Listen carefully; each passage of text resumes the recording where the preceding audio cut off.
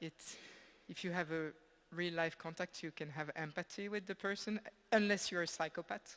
I just read a book on psychopaths, so...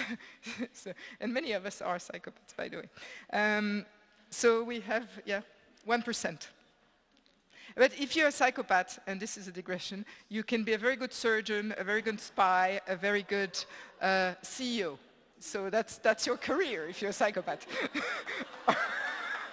No, seriously, I recommend the book. It's called The Wisdom of Psychopaths. Anyway.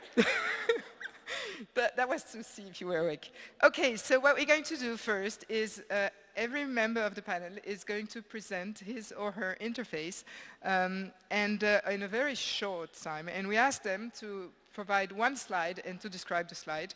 And of course, Josefina, she cheated. She has 2 slides. So we start with Ronan, who's the more contextual slide of everyone. Ronan, you need a mic.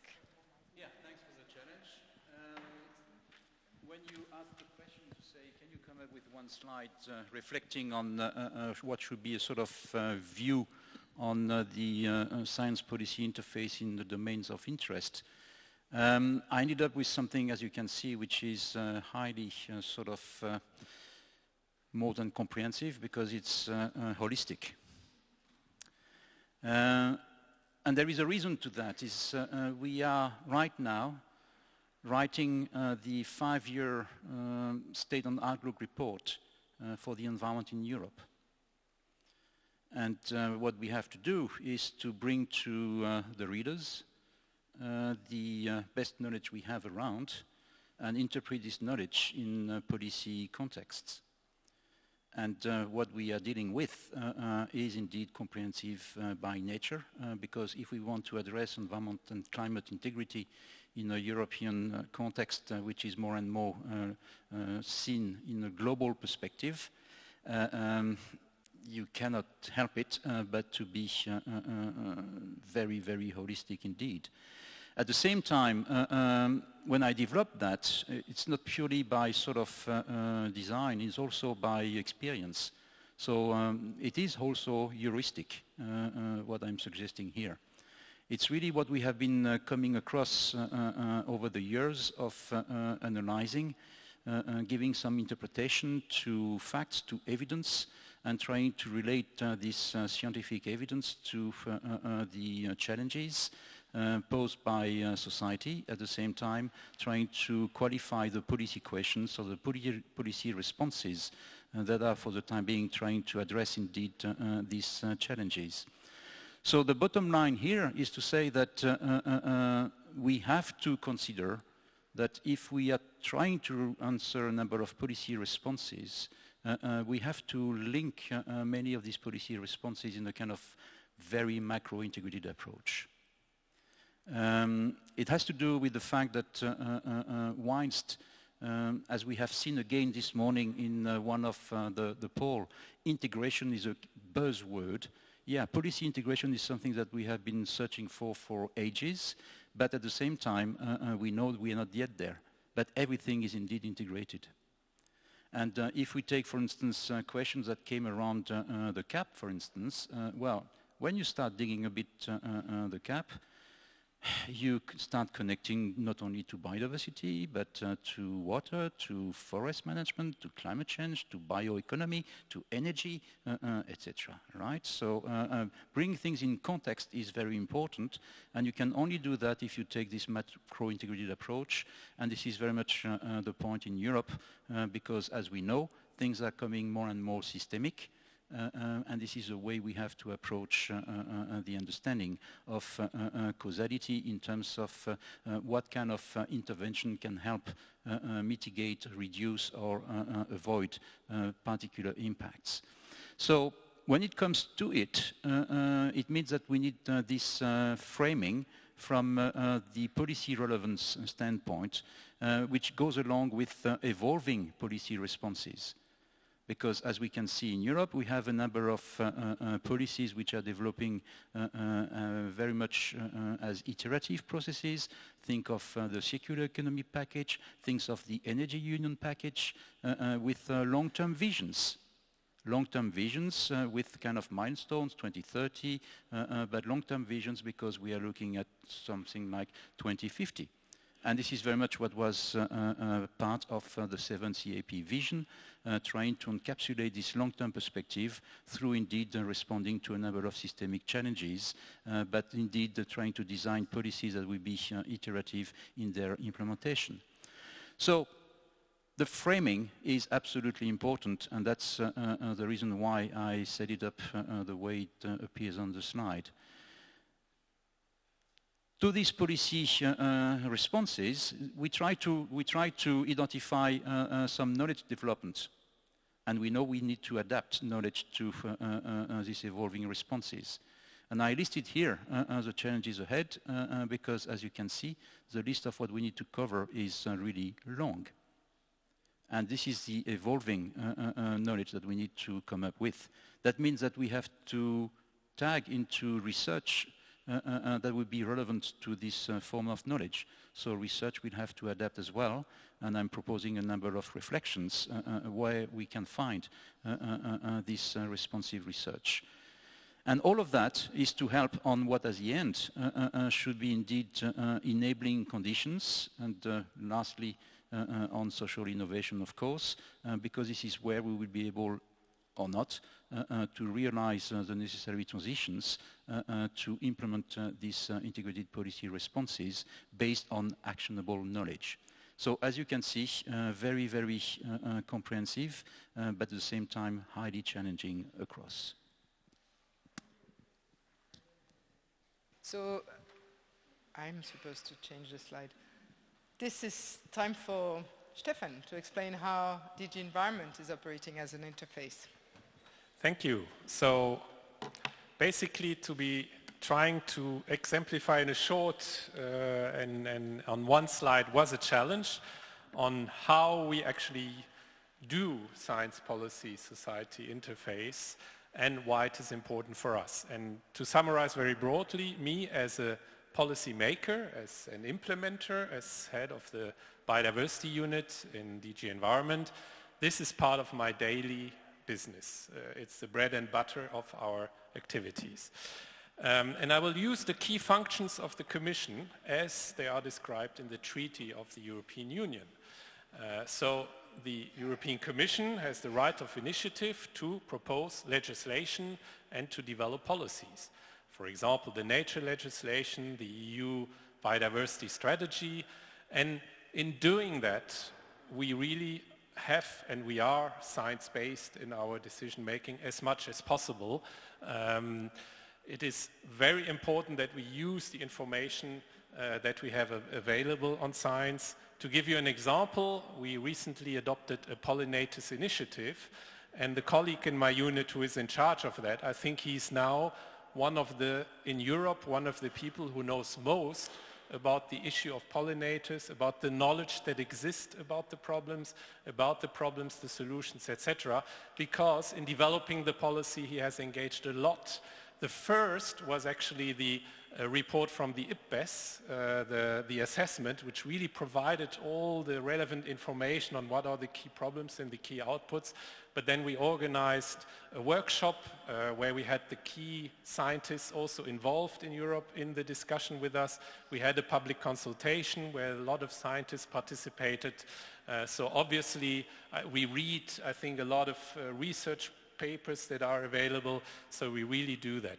The Natura 2000 network, to give you another example, is one of the few protected areas network that have been developed not based on political opportunism only, but essentially on science-based criteria, really to make sure that all the species and habitats are being well covered. Then we are a guardian of the treaties, so we are in charge of making sure that this legislation is also implemented. And again there, we use a lot of scientific evidence. We work a lot with, for example, our own scientific colleagues in the Joint Research Center. Białowieża, we only managed to have a successful court against Poland because we had scientific evidence that there was logging going on in certain places, and it was the colleagues of the Joint Research Center that gave us that particular information. Another example, the invasive alien species regulation. When we have to decide what species we put on the list of union, we use a specific body that is enshrined in the legislation, which is the Scientific Forum, that checks that the risk assessments are fit for purpose. That's another example of science policy interface we are making. And we use a lot of also research or specific contractual specific contracts. So we ask a contractor to tell us, please help us in implementing that, and there a lot of the terms of references include a kind of eclipse type of work to really synthesize the knowledge that is around and really give us the updated science that is there. Then obviously we are also the executive organ. An important part of the Commission is obviously providing financial support. I will not mention Horizon 2020 because Josefina will do that. But to give you an example, in my Director General, we manage the LIFE Fund. And again, when you look at the LIFE projects, there is a lot of research and scientific findings on how to do things that come out of this. And actually, I think we should tap more of the knowledge that is generated by LIFE projects to do that. But obviously, I think giving direct support for research to happen and for science policy interface to happen is an important part. And by the way, the EU is also one of the main financial supporter of IPBES now, so I think that is an important part. And then we are also representing the EU, for example, in international fora. So we try to make sure that in IPBES, but also in the Convention on Biological Diversity, I'm the focal point for the EU. There is a lot of scientific, societal and policy interface happening there. This just in a very quick nutshell to explain to you that just in implementing the key roles that the Commission has according to the treaty, science policy, society interface is really a part of our daily business. Thank you. Thank you, Stefan. So the next one to present how they operate as a science policy interface is Josefina for DG Research. She's got 2 slides, but Ronan's slides was worth 10, so. Thank you. We are in a profound phase of reorganization of the Directorate General Research and Innovation. And what I bring here is our new mission, that it hasn't been approved yet. This is a proposal, this year's proposal for a new mission for research and innovation general, that for the first time makes reference to sustainable development. So it's to ensure that research and innovation policies and programs accelerate the achievement of sustainable development through evidence-based policies, and that everything is ethical, is effective, and efficient, and that achieve societal impact. Of course, focusing on European added value, this is in itself a science policy society interface. So we are moving from being a funding agency, funding research projects, to really be a policy DG, which of course we write our own research and innovation policies. You have them here, the most important ones being ERA, the European Research Area, and the framework programs, the current one, Horizon 2020, and the future one, Horizon Europe. But not only writing the research and innovation policies, we want also to provide the evidence and the research necessary for other policies in the European Union, notably, as Stefan was mentioning, the ones supporting the ones by DG Environment, but also contributing to agriculture, the Agricultural Common Policy, CLIMA, REGIO, so regional development policies, and also at the level of member states, we want to go forward into partnerships like Biodiversa, ERANET, that is already doing more than the funding agencies together. They are already going into strategic research agendas. We would like to partner with them and partner with member states in trying to make a European research agenda for biodiversity and ecosystem services. And of course, an international level with our colleagues from DG Environment in IPBES and CBD fora. So it's thinking what the research of the future will be and what is it for, and the other way around, what the policy needs are and what is the research that will be needed in the future to achieve that. Of course, we have a lot of resources. We are funding Eclipse and a number of other projects that have policy interfaces, but we are still trying to extract more and more in a timely way the knowledge from the research projects. And that's very difficult because the research cycle and the policy cycles are different. They move in very different time scales. Just to finish, because our main policy still is the framework program, and we have 100 billion euro to spend in the next 7 years, I want to show you in the previous slide there was the cluster where we are going to be situated. You see biodiversity and natural capital is now going to be in the same budgetary envelope and policy frame as food and agricultural research and bioeconomy.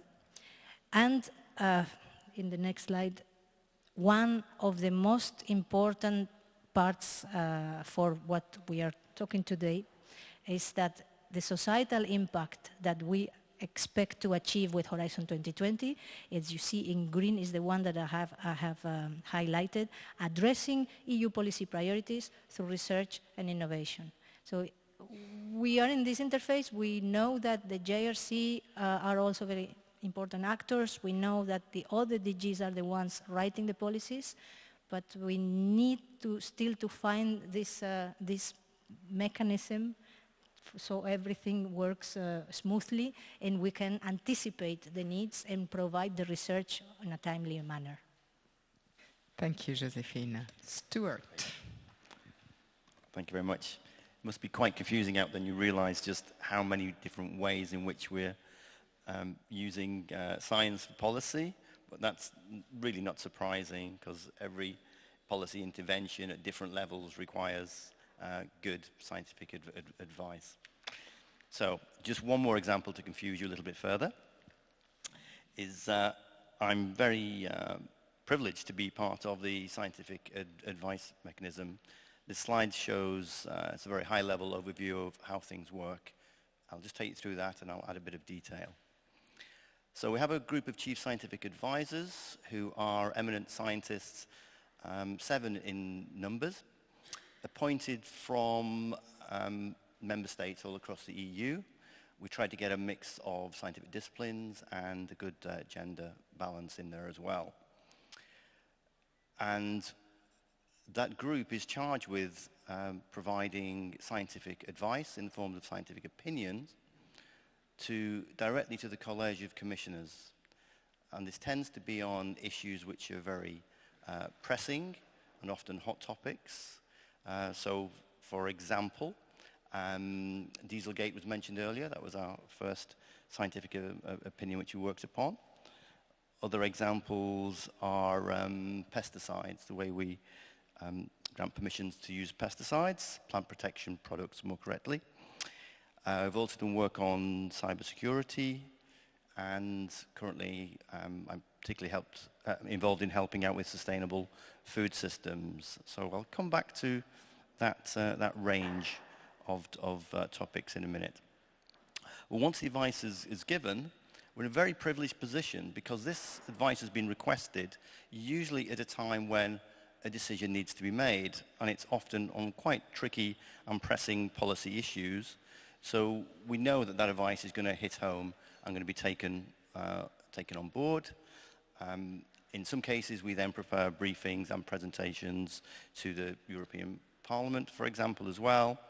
But because the requests have come from the Commission, the College, at the particular time, we're in quite a very good privileged position knowing that we're guaranteed and having a high impact if we get it right and if it's of good quality and if it's communicated well. And the upshot of this is policies, either when they're being formed or when they've been reviewed, should be better shaped. And all of this is in addition to what my colleagues have explained is happening at other levels. So this tends to be the questions we're getting around issues that they require independent scientific advice, which is what the group is set up to supply, which is the key feature, and very often a different view, a different lens. So that's what we do, but how we do it and who we do it with, I will explain now. We don't work independently. The science advisory mechanism draws heavily on the expertise of my colleagues here and JRC in particular to draw on their resources, and we work very well together, I'm pleased to say. We also have an agreement with umbrella groups of academies under a contract called Scientific Advice for Policy by European Agencies, the SAPEA contract. So we have access to literally thousands of the top academics to help us with the evidence which we gather to be able to provide scientific advice. So getting to the nitty-gritty of how do we do it? We do it by doing practically the same as you've heard described and is in the books, all the guidance notes from Eclipse. It is remarkably similar, the process that we go through. We spend quite a bit of time scoping out the questions, going back if the question's not right, reformulating, pushing back. We use all the literature review techniques, usually quick scoping reviews or rapid evidence assessments. We mix that with expert elicitation, whether that's interviews or whether it's what we call sounding boards or whether it's full workshops. We use them and we use them iteratively, which is probably worth emphasizing. That's quite a unique feature I think within the SAM, the way that we use the literature to find the experts and do the workshop, which help me find the question, which then might start a literature review, which might then lead to another big workshop. But we do that iteratively, and we mix the methods up. We look for grey literature as well, spend quite a bit of time on websites. But all of those are following the methods that have been set out in the Eclipse manual. We just tend to mix it up a little bit. And that, we believe, reduces the bias. And I'm confident in the methods myself because I was very fortunate in working on the same methods for a number of years in the UK, which is one of the reasons why I was asked to join the unit. And we see very good results that these are very robust, and indeed they do need to be. Now, if you remember, I mentioned that we were doing topics which were way outside the field of environment and ecology or ecosystem services. But I'm an environmental scientist myself. I tend to work on the environmental topics, but not always, because the Eclipse methods and the philosophy behind it apply equally as well across non-sciences other than environmental science. In fact, I'd say if you've got methods that work in ecology and environmental science, they will work anywhere. Because unlike medical science, where things are very well codified, there's set journals, finding the information in environmental science and the variable quality of it is quite a challenge. So the methods you've got, you can be very pleased, are very robust if they deliver the results that we want. So I think that's all I need to say, really. I hope it gives you a flavor for what we do, and I've left some hooks in there for some questions. Thank you very much, Stuart. And just in time, and I suppose you had problems with your train, Konstantin Siupagia, I don't know if I pronounce well, is the head of unit for land resources at JRC. He's also a Sherpa. We call him Tenzing. No, he's a Sherpa for the Director General of JRC on the European Innovation Partnership on raw materials, so broad spectrum. And could you briefly explain to us how DRC is operating at the Science Policy Interface? Hello. Yeah. Hi, good afternoon. First of all, apologies for my delay. If I were a proper Sherpa, I wouldn't have been so much delayed. Probably I would have trekked by foot and arrive in time, but I used other methods of transport. So, yes, the Joint Research Center is a DG of the European Commission. And when we explain about ourselves and our role within the Commission and within the European landscape, we usually like to put that spaghetti flow chart in front of everybody to show, the reason is to show the complexity of our work, but I think it has also another aspect here except for being a very nice and self-telling graph. It's saying that actually, like you do with the fork on the spaghetti, if you have the proper mechanism, you can simply roll the thing and find the proper solution at the end. Which is, of course, not vanishing by eating, but finding the proper solution. So what we do is to provide science-based support, advice, suggestion to many stakeholders, in principle to the policy DGs of the Commission, but also to bodies of the European Parliament and other EU institutions. And in doing that means that we are working and collaborating with many, many stakeholders in the field, in any area, because we are not focusing on a specific area, exactly like it was said at the beginning. We are supposed to provide science-based support on all the areas of interest for the European Commission mainly, which means in particular to those areas for which the European Commission is really responsible for proposing policies, but also sometimes in support to member states, groups of member states, in policies that are under their subsidiarity. In this slide, I actually put a little bit also a flavor of the puzzle and the challenges that we face every day, because the way in which we are doing this is working with stakeholders, as I said, which means academia, policymakers, decision takers, business. We are involved in research projects. We were involved in all the framework programs, research framework programs in Horizon Europe, in Horizon 2020. We will be involved at another level in Horizon Europe. We are having mechanisms inside of hosting. We had and we will have hosting grant holders from the research community. We have a mechanism of bringing in researchers that become temporary commission staff, and all together we are digging into all kinds of sources, coming from, of course, from web, as it is shown, coming from various reports, coming from the business community and their studies, and then we get demand from EU institutions, from policymakers, from decision takers, and we try to give as much objective solution to the demand that we are getting.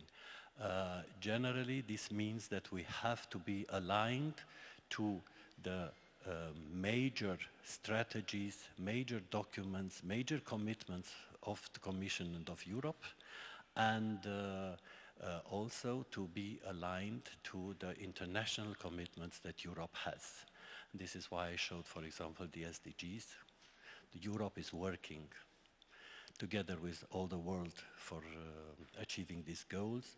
But this is also why I'm showing in this particular example that I have written down there as one of the many activities that we were practically coordinating as JRC, the Mapping and Assessment of Ecosystem Services Working Group and activity. We had to look at the 7th European Action Plan as the latest environmental action plan. We had to look at the EU biodiversity strategy, the one that is now approaching its end, but also to the one that is in the making. We have to look at circular economy action plan. We have to look at many other documents when we try to find a solution. And at the end, probably from those many spaghettis, we find also the proper one many times in order to answer to the questions. But again, one last word that I want to stress, collaboration. Without collaboration with all our partners, it wouldn't be possible. Thank you very much.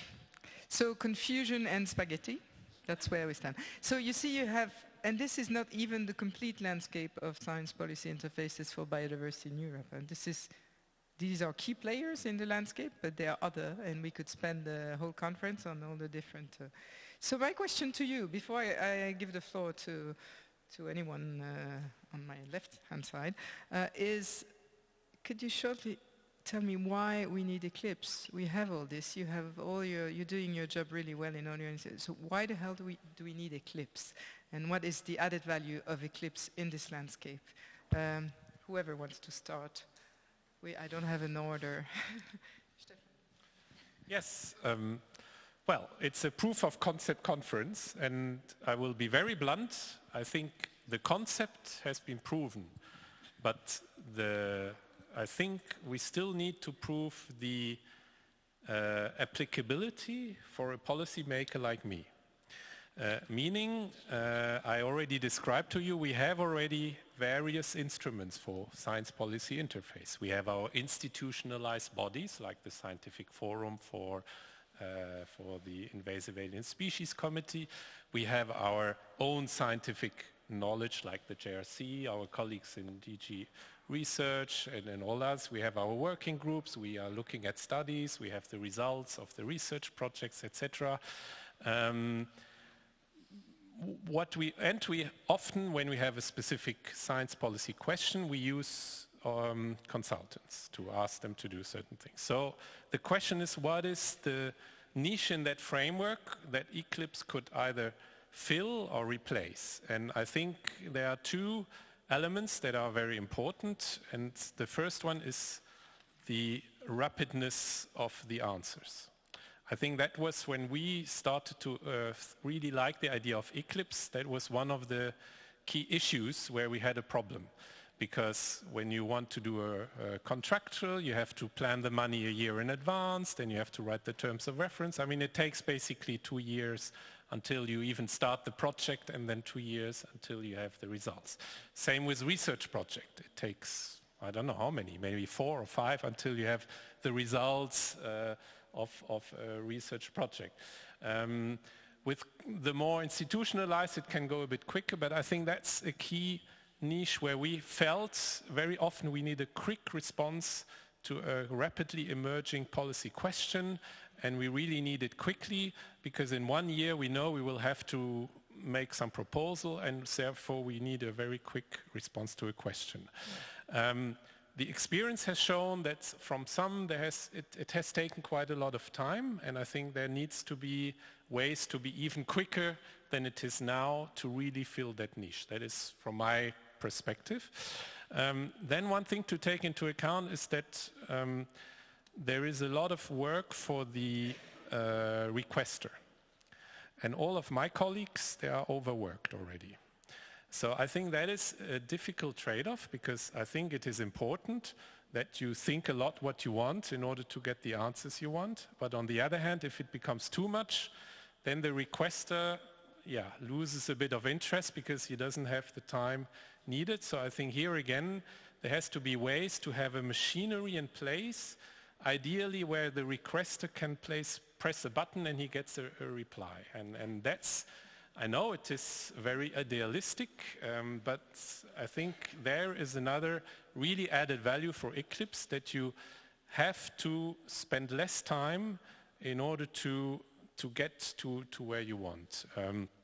But having said that, I think there are a lot of the things we discussed this morning, like independence, like objectivity, like what was the third one? I think Maurice mentioned the 3 words very adequately, where indeed Eclipse has a very important niche to do. But for me, for a policymaker, this really ability to generate all the knowledge that is there and give us an answer in a relatively short time, that is for me a key issue that we need. Thank you, Stefan. Unfortunately, the button may come out with the answer, which will be 42, but okay, Josefina. I totally agree that the timely, the quick pace of the results is one of the added values, because we can't do what you do, the public procurements to get consultancies easily, as easy as DG Environment does. So if we have to fund, actually we did fund Eclipse because of that. We find a mechanism that lasts for 3-4 years, possibly more, being sustainable afterwards, even if we have to renew the commitment, and then you know that they're available and the quick response is there. For us, as a new policy DG that is going more and more into policy, we are also overloaded, but not by the same things as you are. One very, very important thing is that Eclipse is mobilizing the community. And for us, this is very important, because if we want to use Eclipse to write the research policies of the future, we need to make sure that this is legitimate. Even if we could have the public procurement and get a contract with a consultancy, that wouldn't be legitimate. We want a network of networks that can give us this peer-reviewed, this legitimate answer to the questions. And in fact, the fact that the requester has to work with Eclipse, yes, is a burden, but we see it as an opportunity because, yes, we are researchers. Maybe we don't want the instant policy button. We want to generate more questions that we can put into our programs, our work programs. So there are other important things about Eclipse, and it's the transparent way that it manages the requests. So.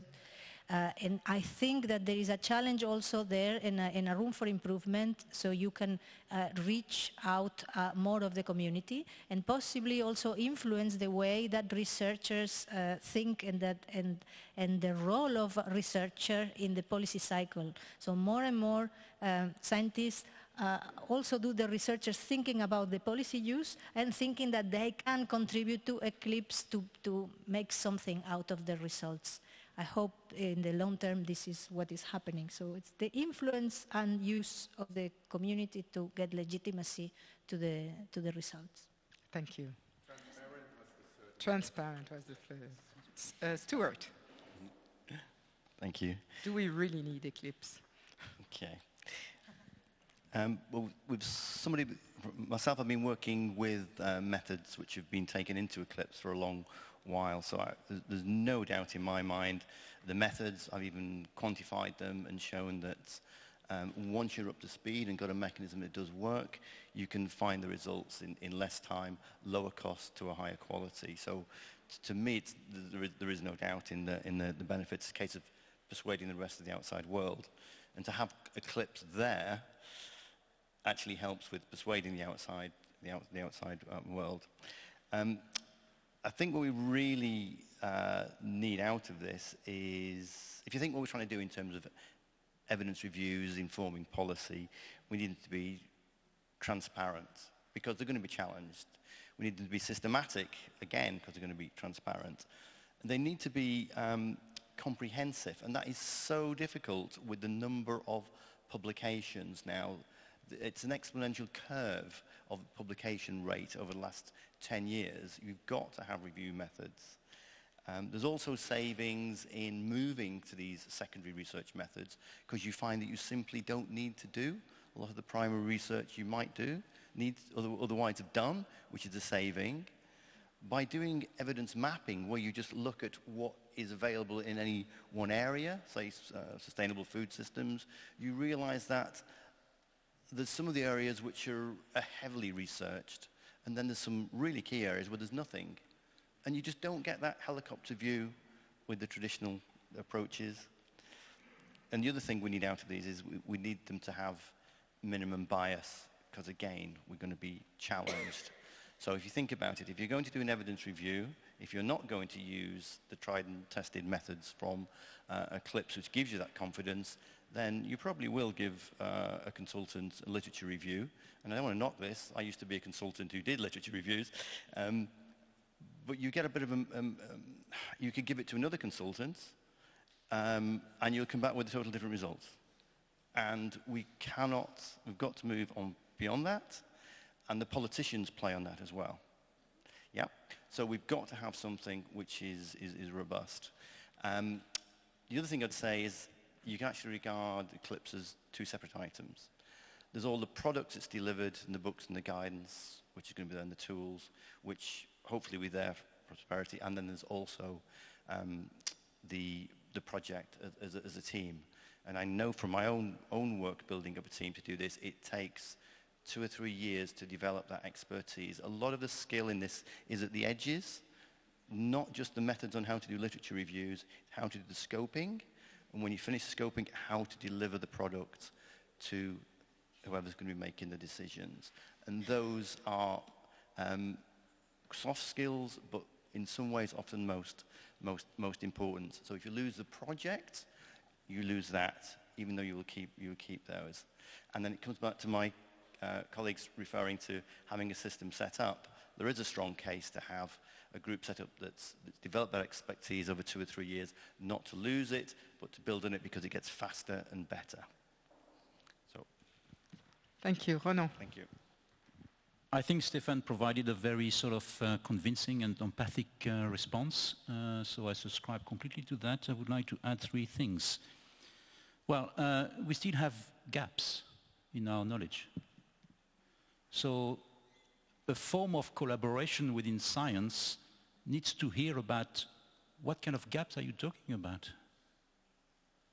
So we need to indeed turn to science to say, hey guys, we have lack of understandings here, we have lack of evidence there, we have lack of sort of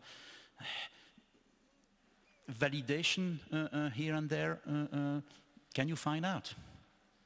And it links to my second point. Today you cannot do that if you don't address a kind of transdisciplinary community. Because we are much beyond what is multidisciplinary. It is transdisciplinary, right? And it challenges disciplines in science. So we need this type of collaboration to really help the communication. So we can understand each other, what we mean by gaps. Okay. And the third item is to say, well, yeah, we would need to co-evolve from the policy science perspective on this kind of knowledge that we would need. But more and more, it's because we want actionable knowledge. So we would like evidence that the knowledge we are going to use will lead to somewhere, which is basically where we would like to land the policy intervention. And that as well can only be across disciplines and across methods, because at the end, what we are all looking for, and again, I repeat, it was a buzzword in the first slide this morning, well above all the others, integration. All of you are coming with integration really as a buzzword. So I think that's enough as a sort of motivation to continue the way Eclipse has been delivering. Thank you. Constantin. Yes. Now, is the difficult task on me? After 12 people talked, each of them about 2, 3, 4 things, I have to find the marginal 3 things, yeah. No, I'm joking.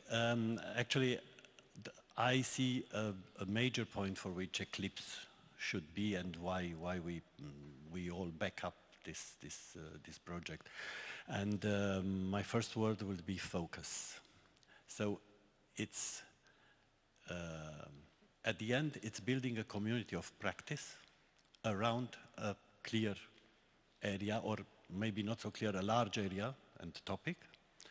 And it can, by making this possible, practically it can offer all the solutions that my predecessors here told about, which is the rapidity at which we have to have an answer, the overviewing aspects that we shouldn't miss the gaps, as Ronan said. It's about practically offering new ways, new possibilities, new alternatives to already known policy demands, as it was said.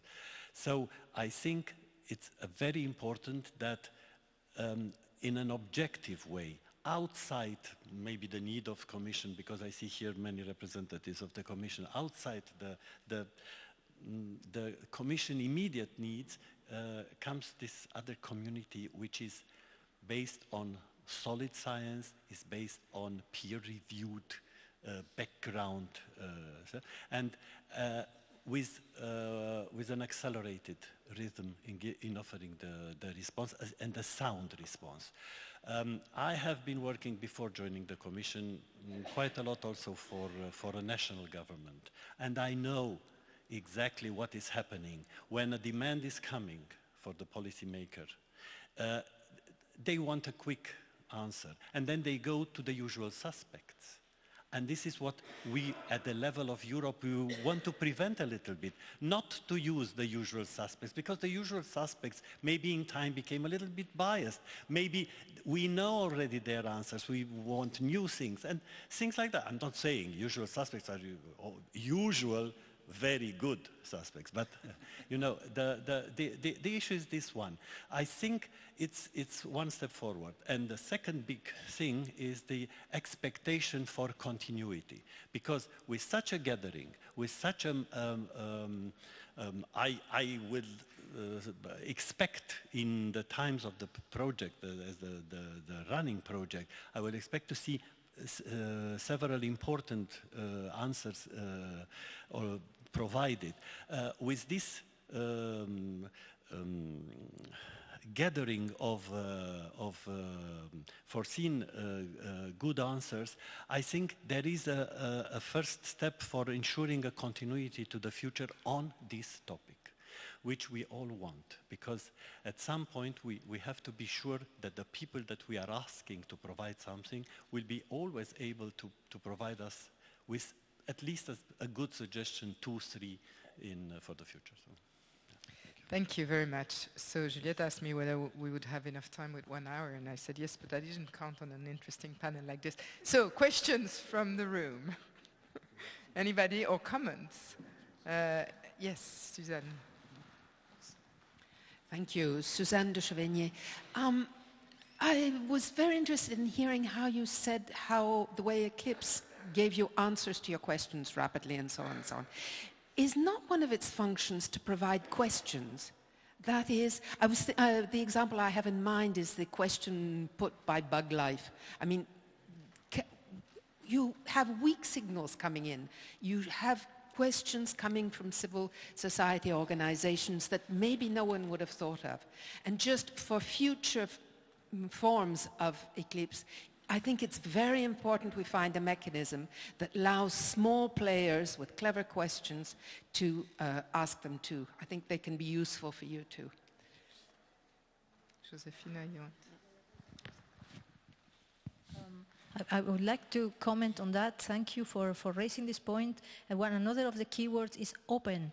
So, because it's open to civil society, it's open to NGOs, and yes, being able to detect questions is almost as important as providing the answers to pre-existing ones from the point of view of what is the research that is needed to answer these questions. Maybe you want to comment? Well, just I fully agree. And I was asked to tell you from my very perspective as a policymaker, but obviously Eclipse is not only there for me or for DG Environment or for DG Research, but it's there for everybody, and that's a very important notion to make. And actually I really liked the honesty of which you not often see in results of the BugLife request, because they highlighted the fact that we don't know enough about this topic, and I hope that we will now start some research projects on this, but I think that was a very nice outcome, and I fully, and because it highlighted the fact that yes, there is maybe a huge issue there we know nothing about, or very little, not enough. No, I'm going to use my role as a chair to say I think beyond the Eclipse, finding mechanisms that can fish for weak signals of emerging or re-emerging issues is something that is badly needed. I've tried to do my own little lobbying with DG Research to tell them you should set up a European observatory for emerging issues, but they never listen to me. Anyway, somebody else. Good afternoon. Thank you for your presentations. I'm especially sensitive to the fact that you are eager to have fast answers, because that's a challenge we have in Eclipse right now. And because I am facing some of you related to research and innovation, I would like to make a plea, because I think if we want to achieve faster answers, we need a revolution in the way that scientific papers are published. It takes a hell of a time to find the literature, to sort it, to read it, to extract the data. And we see in systematic reviews or in other assessments where the time is taken, and we need to improve that. And sometimes it's too difficult to look for the right information in the papers, and I think maybe DG Research and Innovation could promote that in some ways. We have tons of ideas about that in a transdisciplinary way, but we need to find ways to promote that in an operational way. Thank you. Yeah, we are dying of information overload because we have a scientific publication system inherited from the 18th century. And the IT technologies of the 21st century, and that's a Frankenstein zombie hecatombe.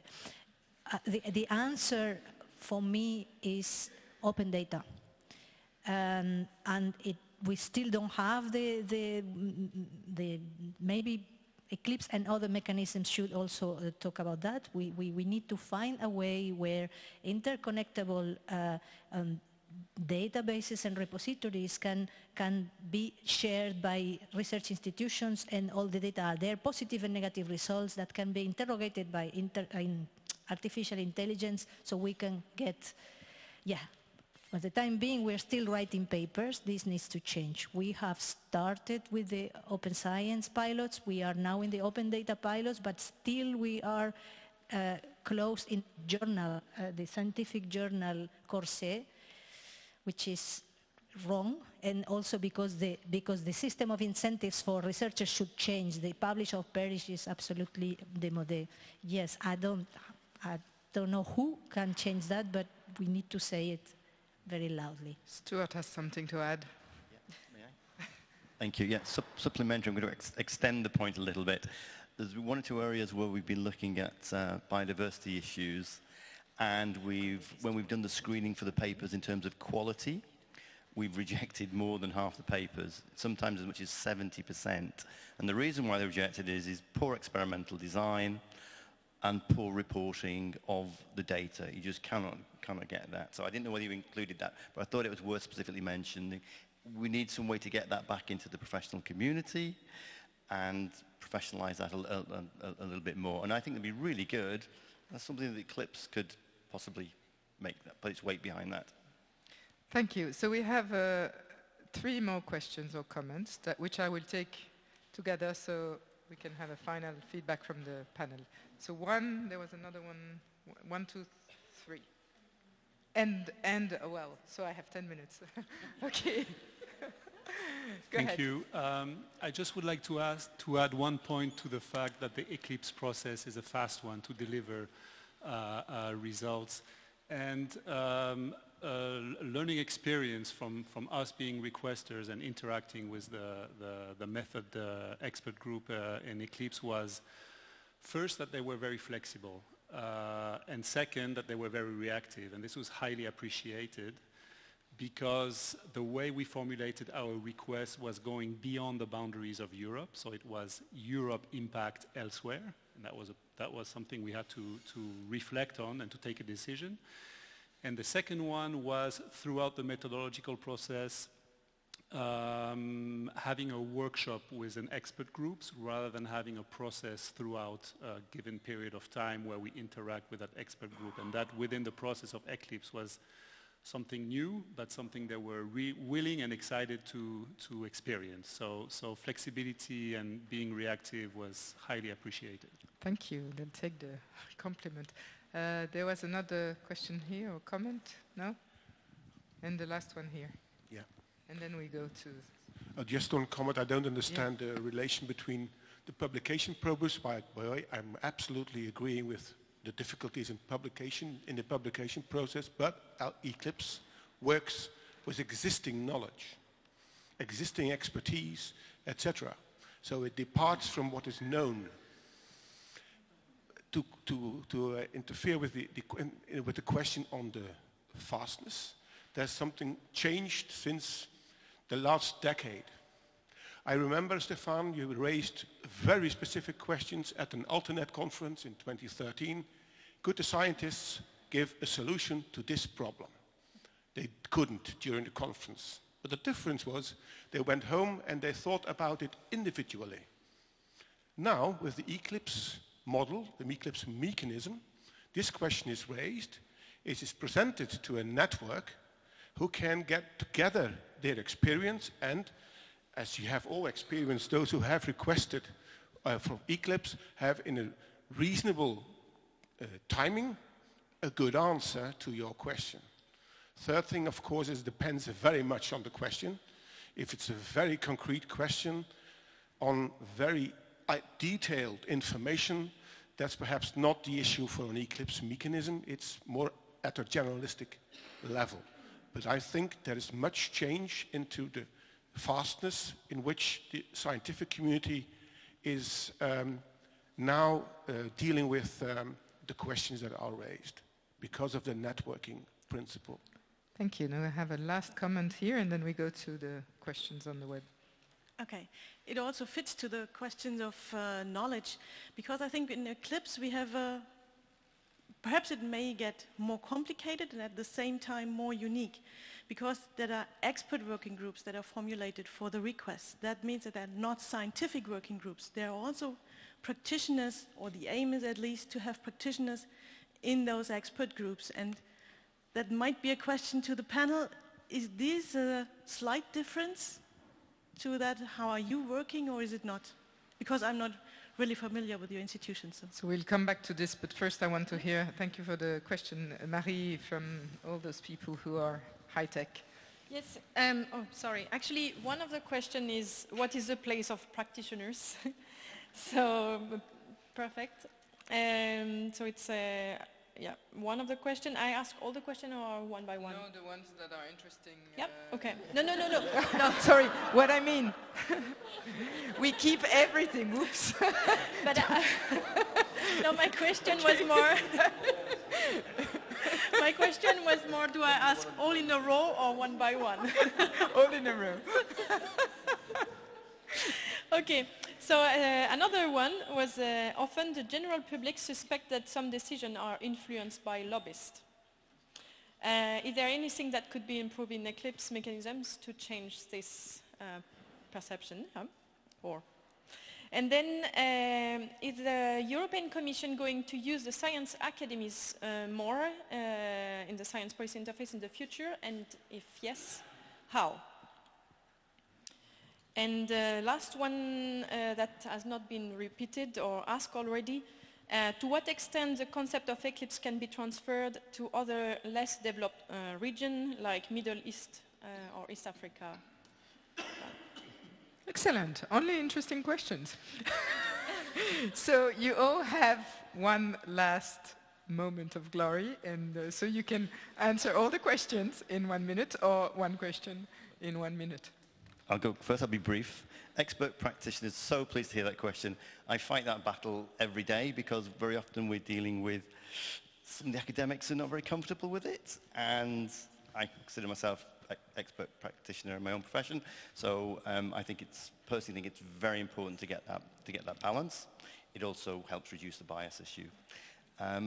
Dealing with lobbyists, that's a good reason why you should take use a mix of methods. You're not just relying on the published literature. You take grey literature and also experts that you've selected carefully, trying to screen out. And of course, people should also sign declarations of interest, etc., etc. So you have to take a mix and do what you can. Academies, there is quite a large funding available for the Science Academy Network, SAPEA, which is possibly up for renewal, but the decision's not with not made yet, I understand. So there is a lot of work that at least Sam does with the academies. What was the other one? Oh, Eclipse use abroad. I don't see any reason why not. If you think about it in its absolute essence, to follow the Eclipse method, instead of doing a review which is unstructured, you're doing a structured, transparent review. That's it in its minimum form. Anybody can follow that anywhere. I think I've had enough of my time. On your left. On the practitioners, we are actually in a process of enlarging our stakeholders base, especially on the application, on the innovation side of biodiversity, for example, nature-based solutions. And we are pleased to see more and more practitioners from different disciplines and also citizens and cities and local authorities, for example. So yes, this is a clear added value. On the research and the decisions influenced by lobbies. In our DG, we are not, at least on the biodiversity and the nature-based solutions unit, we don't see this kind of lobbies. The only lobby that regularly contact us is the science museums and science centers, which is a very legitimate lobby that we would like them to lobby us more. So I would like to see more of this lobby from the biodiversity community, because other areas are overrepresented in our programs because of that. So yeah, this kind of mechanism can balance, but on a positive way. And the applicability of the model to other regions, such as Africa or the Middle East, I think this could be global because the scientific community doesn't have boundaries. So it depends on the request. I don't think that Eclipse should deny the possibility of having requests for a particular area, and actually that would be very good from the science diplomacy and international science point of view. Yes, obviously I'm seeing lobbyists all the time, and I think that's part of our work, and it's also good to have the views of the different interests, I think, when you develop a policy. However, it also demonstrates, and it's a case for having this independent research like Eclipse to also have that other part of your decision-making process, and I think we are not too much influenced by that compared to other parts of decision making when you look at the Commission or DG Environment more generally. But there is this influence there, and Eclipse has a role to play to temper that big. I think it's a threat when you are only listening to that sort of part of influence. Other regions, I think actually one of the issues you might want to discuss also tomorrow in the workshops is the role of Eclipse in the context of IPBES. Because I think we have this new international instrument now, IPBES, which is hugely important. And I think Eclipse can have a role to mobilize the European research in contributing to the IPBES questions and the IPBES work. Because there I think it's a bit similar. It's some broad policy questions that need some rather quick solutions, and I think there is a role for Eclipse, at least we see this in this context. And then why not then also within the IPBES framework try to have Eclipse similar kind of processes in other regions of the world in order to contribute on a regional basis to the work of IPBES from other regions. So I see a strong need and also a role of Eclipse to also promote its work in other parts of the world, but IPBES might be a good mechanism to get that in other places. Well, I started by offering a very, very holistic reflection, so I would like to end with a kind of helicopter view on the discussions we just had, and by highlighting one I think is one of the key features, not to say qualities, of Eclipse, has to do with relevance. And I think what I mean by that is, take the example of what Juliette presented this morning. A requester put a question, a dialogue starts, and back and forth, a number of consultations, number of views, different lens put on it, different filtering methods, etc. And then you end up with revisiting the question and reformulating it. Why is it so? Because you put incrementally the question to many contexts. And then you really sort of analyze what might be the very, very highest relevance of the question, at least what the question is bringing in terms of more or less indicating that there is something we would like to know, as per the remark by your daughter, Juliette, right? And to say, okay, now we understand each other. From a policy side, this is what really you would like to know. And this is, in my view, really the main achievement, to really contextualize, i.e. qualify the questions with a meaning that will be extremely useful in terms of the expected intervention. And that relevance point for me is absolutely key, because this is where then we can respond to a number of critiques, such as not fast enough, not good enough, etc. Because the moment you really pinpoint at what is really the essential question, you can, with some very, very good confidence, say, well, like the case on the BirdLife question, well, sorry, we've looked around. There is no response right now to your question. That's the response. And so it's something which is solid, it's something which is sound, which is very validated, and at least what we have done is the right job, in the right context. So if the question is not satisfactory, at least it's a valid question. And I think this is what I would value most.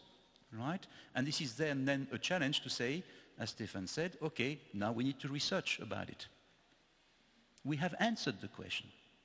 So the relevance for me is absolutely key, and this is where I would think that overall, challenging indeed if Eclipse is effective, is useful, etc., I would take it by another reflection, which is to say, I haven't observed, I haven't heard, we can check with the room, but no one has been sort of proposing something else. All right, so Constantin, last in, last out. That's our trick here. I mean, I was thinking also of the fact that somehow one of the JRC roles and functions within the Commission, inside the Commission, is a kind of Eclipse function. So practically I found extremely relevant all the questions and comments raised by you here. If I pick on the lobby one, this is exactly what I previously said. we are trying always to keep an eye wider open to this possibility which always exists. And it's not like the entire society may think it's only with the business community. No, no, no. Lobbying is everywhere. So this is one thing that we practically try to look at and try to evaluate. Sometimes we are forced to lobby ourselves just because we do not have the full picture of the entire environment on it. The second aspect, and I will go back to a previous question on the role of the publications and all this aspect.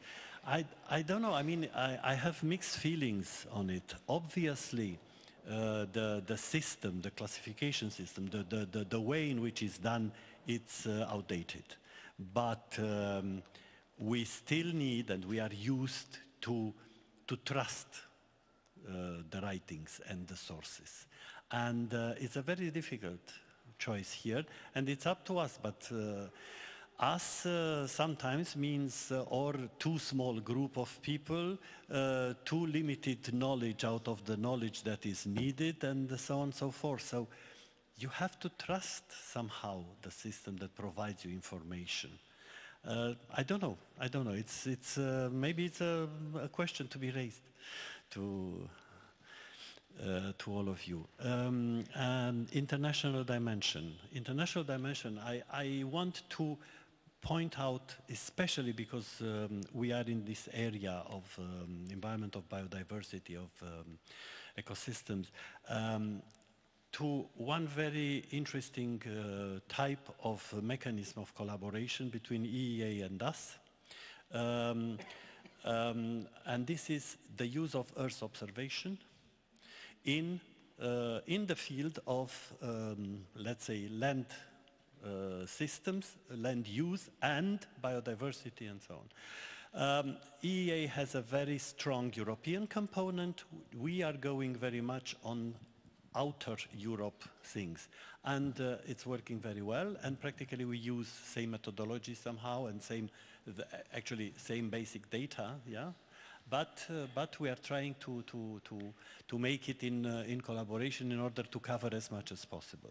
And I think this is a general thing. We inside the Commission, we are working with all the policy DGs, as I mentioned. So we are working also with a policy DG like development and outside international cooperation, DEFCO, and so on and so forth. So there is a strong growing demand for Europe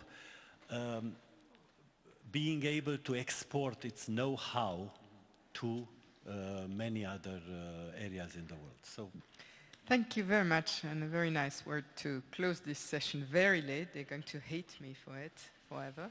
I would like to thank the audience for being there, listening, commenting, sending questions, interesting ones, and also thank the panel. I think it was a very interesting input from all of you. And with that, I suggest that we give a little bit of a cheer up to the panel.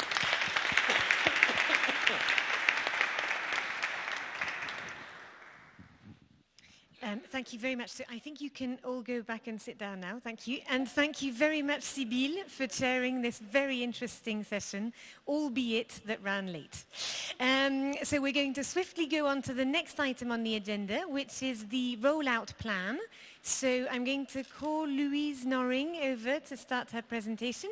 And this session is going to be chaired by Jürgen Tack, who is the chair of our business plan group, and who obviously will be very active tomorrow as well, where the business plan will be discussed in more depth. So I'm going to hand over to you, Jürgen. Thank you very much. Okay, thank you very much. Ladies and gentlemen, up to now we have discussed Eclipse as what is it, how does it work, what should it do, who should be involved, what is the mechanism we need. The next question we would like to answer is, how do we sustain it? And for that reason, in the beginning of the project, the business plan group was set up with the aim to develop a plan in which we can make a business case on how we can give a future to the Eclipse mechanism without considering an a priori funding coming from the Commission. So the question was, what can we offer to future clients? And that already was a problem, because start discussing clients with scientists. Oh my God, what an ugly word, a client. But also, are we the only mechanism delivering this kind of thing? And are we unique in what we are doing? Because that's important to find clients. Who can be and who should be our clients? Now, in the past, we moved forward and backwards and backwards and forwards and backwards again, trying to find answers to those questions. Finally, we asked the assistance from a specialist, and that's exactly the reason why we have Louise Neuring, assistant professor at the Copenhagen Business School, and also an independent business consultant with us. And I have to say, I met Louise for the first time during an expert group on nature-based solutions, where we set up the definition of nature-based solution. And she participated over there as an expert in urban governance and finance. So she seemed to be the ideal person to assist us in this process. And so she will present us the outcome of the Eclipse business plan. I have to say, some of you will prefer the wording a rollout plan instead of a business plan, but I would say whatever it is, it brings us to the future. Louise, please. Thank you, Jürgen. So thank you for inviting me today to present the rollout plan of Eclipse. Now,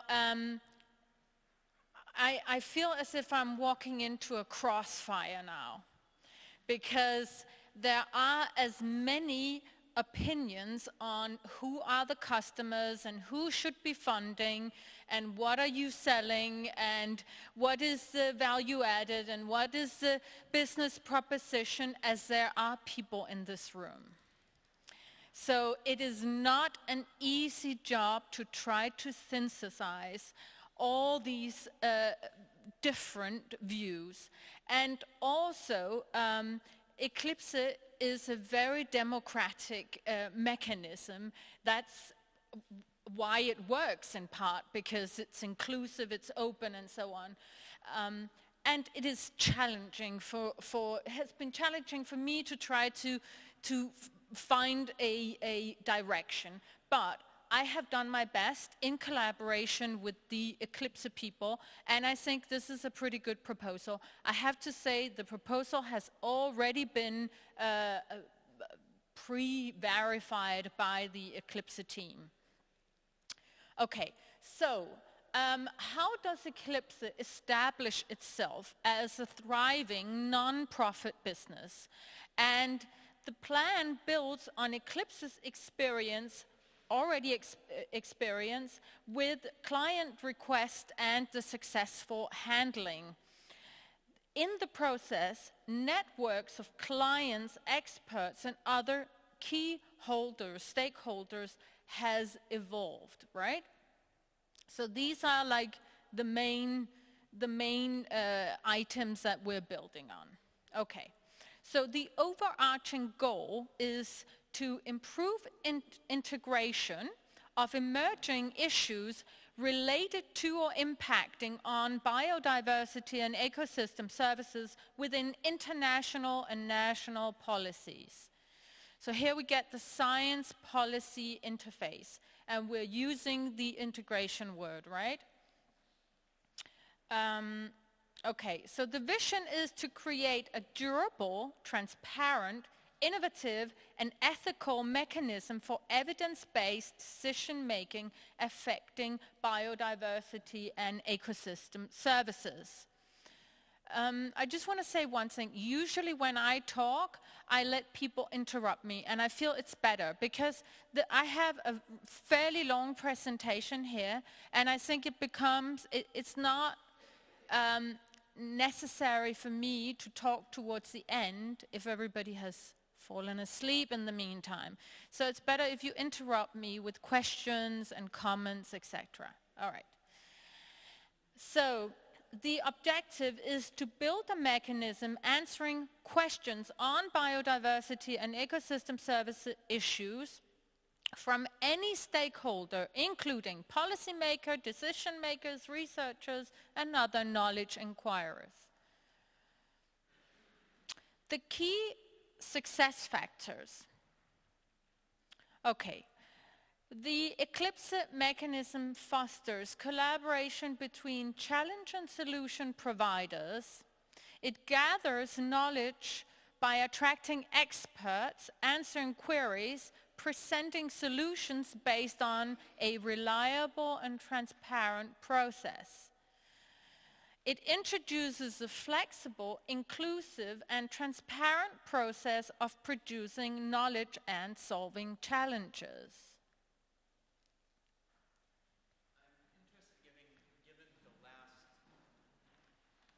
It's striking to me, given the last session and the panel discussion, that in the last 3 slides, rapidity or responsiveness wasn't mentioned in the vision, objective, or results.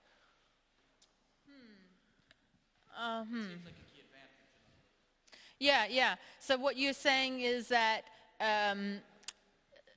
by rapidity, I assume that you're thinking of accumulated learnings. Yeah, and the quickness with which they are responding, their responsiveness, that is part of some of the slides here. So I think it's in the value proposition, but it is in there. No, it's in the unique selling proposition. So I hope to cover that. I'm not sure the accumulated learnings are in there. Okay, so the revenue, where could the revenue come from? A brief question, because you just said that this is about knowledge production. That was the last thing on your last slide. Producing knowledge. Producing knowledge. So far I had understood that Eclipse is mobilizing existing knowledge and not producing knowledge. Okay. Is that a different kind of knowledge, or is the fact that you bring it together from different places producing something new? So the function is a bit unclear at the moment. Yeah, I think they are both leveraging existing knowledge, and then I think when they have the workshops and when they have the different experts meeting, I think they are producing, or we're producing new knowledge. So I think it's both. Okay. All right, so the revenue, this is one point that is, still being, it's debatable. So the revenue, it comes from requests from the European Commission and governments, individual researchers and institutions. Other streams might be crowdfunding, foundations, or donations. There might be yet others here that are not covered.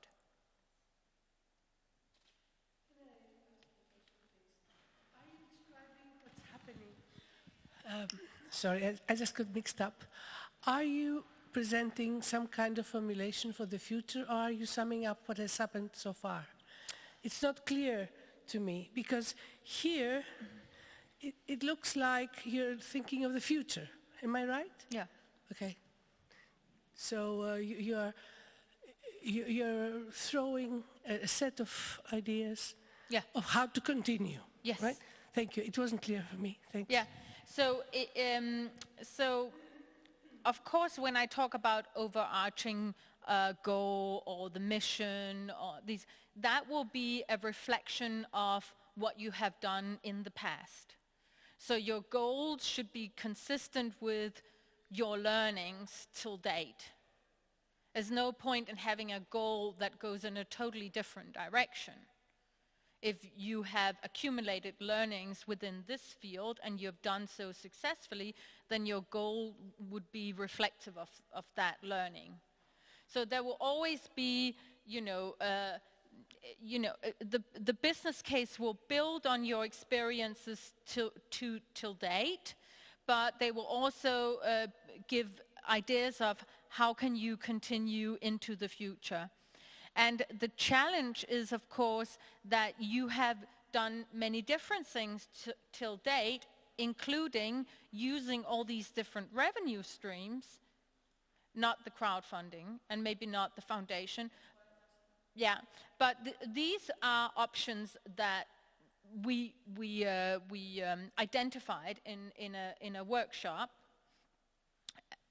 The challenges going forward, you would probably want to narrow the choices available, because if you try to do too many things, you may end up doing nothing good enough, right? Or however that saying goes. So you might want to narrow down and so that you have a more focused approach. But yeah, at least that would probably be advisable. Yeah? Yeah. Oh, thank you. Talking about the previous slide, I think maybe you've discussed that during the workshop. I am not aware of that, but as a source of revenue, other streams of revenue. Maybe I would add a very fashionable French word, which is tax. Let me make a long story short. In France, we have right now a new agency called Agence Française pour la Biodiversité. And most of its funding comes from a tax that she gets from water management. So I don't know whether it has been discussed. There could be some kind of tax over some products, and that would fund Eclipse as a basic source of revenue. In my own research, I look specifically at models for self-governing and self-financing. And I have been at some conferences and hosted some workshops on, how to finance city solutions. And I always tell people, don't tell me that the taxpayers will pay. That is not a business case. Because we can all say, hey, I have this great idea. And then I say, who's going to pay? And everybody says, the taxpayer. And usually it's not a good business case. But of course, if you believe that this is a realistic option to be pursued, then that could be done. Yeah.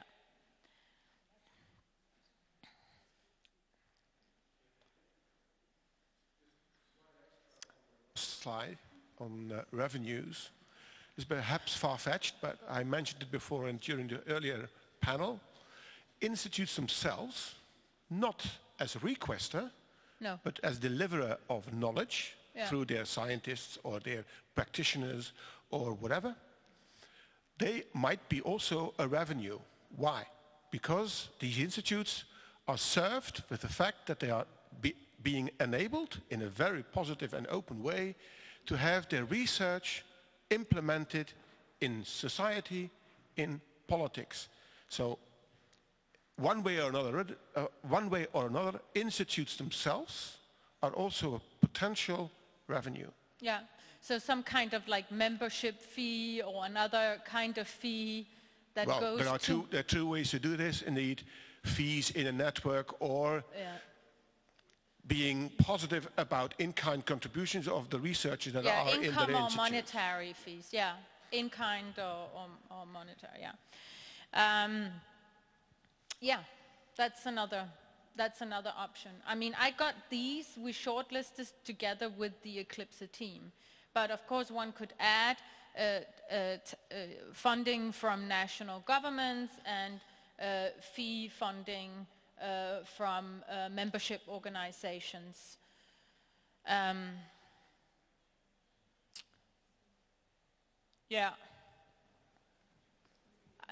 guess you could do that. Eclipse establishes itself as a non-profit organization, or it asks another organization to implement the rollout plan. Sorry, I shouldn't have said you could interrupt me. Now you're doing nothing else. You're being unruly. Yeah, that's the problem if you are too easily giving space to other people at the beginning. But I have a question about the budget issue, because the revenues. I think if I understand the whole thing correctly, then Eclipse has several parts. One part is setting up a secretariat and infrastructure and all these bodies, which could be considered as a kind of a mechanism which is making knowledge available as part of a public good. So being part of a public good, that would justify that you have public funding for the infrastructure. However, if everybody is capable of asking questions to the system, it would be plausible that those who are asking questions are paying for the extra effort they are causing. So the question is if we can distinguish between the basic structure and the process of generating or providing the knowledge on the one hand, and secondly between parts which may be of commercial interest, which need a good business case, and those cases which are a contribution to the public good, where it's legitimate to ask for public money. Well, I'm sure you can. So what you were saying is we could use taxpayers' money to cover the operational expenses of the secretariat, the online platform, etc. That is maybe doable. Again, in my experience, you know, there's a lot of demand for taxpayers' money. It's in high demand. It has to pay education, infrastructure, housing, schools, roads, I said that already. Healthcare, well, everything has to be paid by, in our part of the world, we pay that with taxpayers' money. Yeah. So one could say, okay, they also have to pay for the baseline expenses of Eclipse. If there is a government willing to do that, great. Go for it. Do you have contacts to the French government? Yeah. You try go knocking doors then. Yeah. But that's the only way to do it. Go knock on some doors, see what happens. Maybe it works. Okay, so we use this business model canvas, which I use quite often, because a business case is not so much the numbers. The numbers in a business case are fairly easy, actually. That's simple. But I'm a business economist, but still. The challenge is to identify all of these areas. What is the challenge? What is the solution? What are the unique selling proposition? What is the sustainable competitive advantage? The customer segments, the early adopters, channels, all these, they are very difficult to identify, and each and one of them determine your cost and revenue. So if you don't have this, it's very difficult to do any solid estimates of what are the costs and what is the revenue. Okay, so what is the problem, or what are the problems that Eclipse solves? Organizations and individuals lack a one-point entry to unbiased expert knowledge and expertise. They do not know where and from whom to source evidence-based expert advice. And they do not know how to ask the appropriate questions to minimize bias and maximize objectivity. All right. So what are the solutions?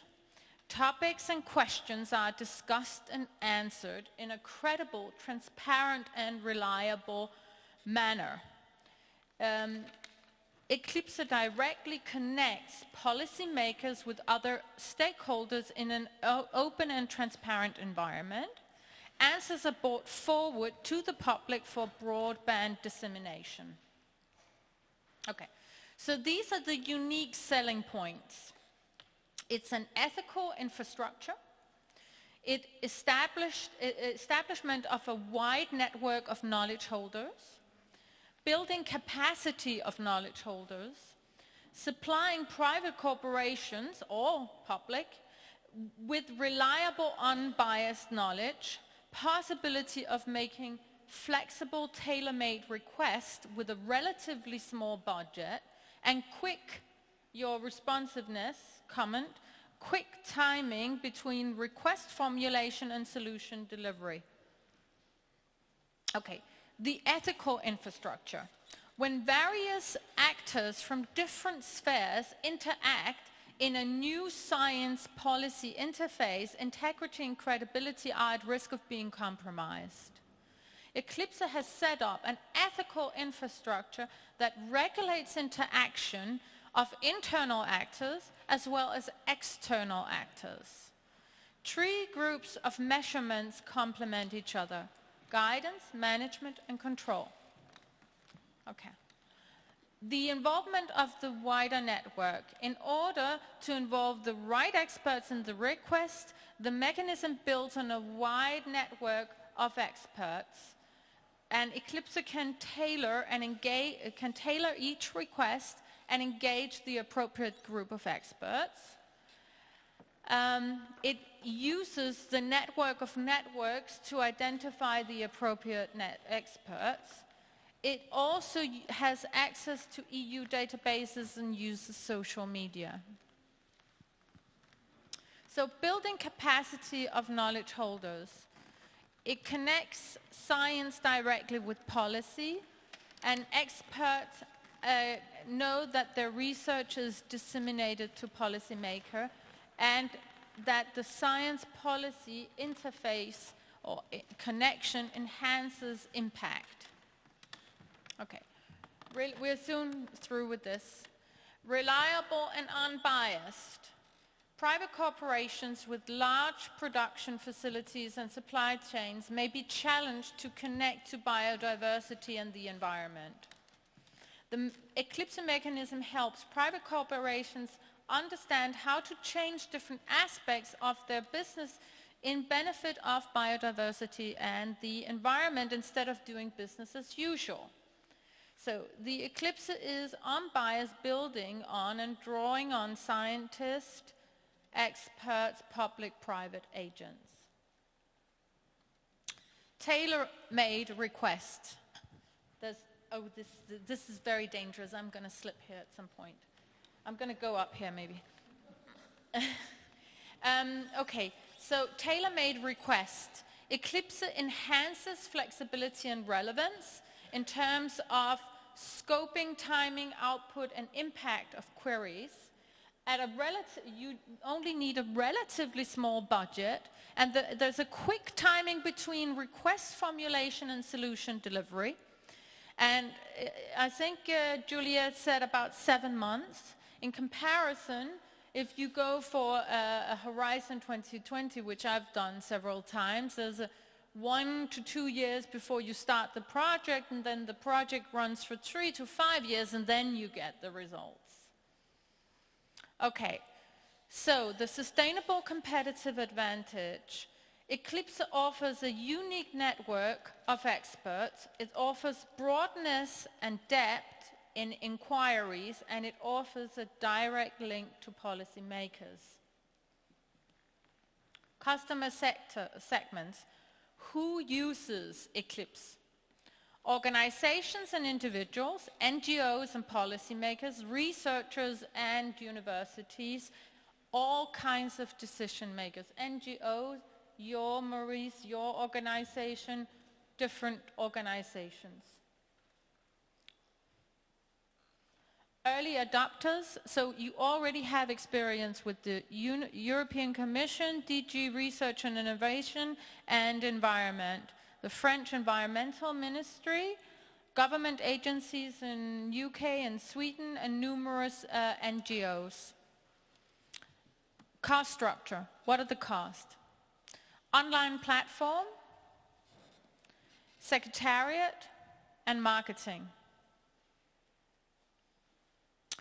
Revenue streams. Funding from the European Commission, private requesters, crowdfunding, foundations. We should then add what Marie said, membership fees. And someone else had something else, governments.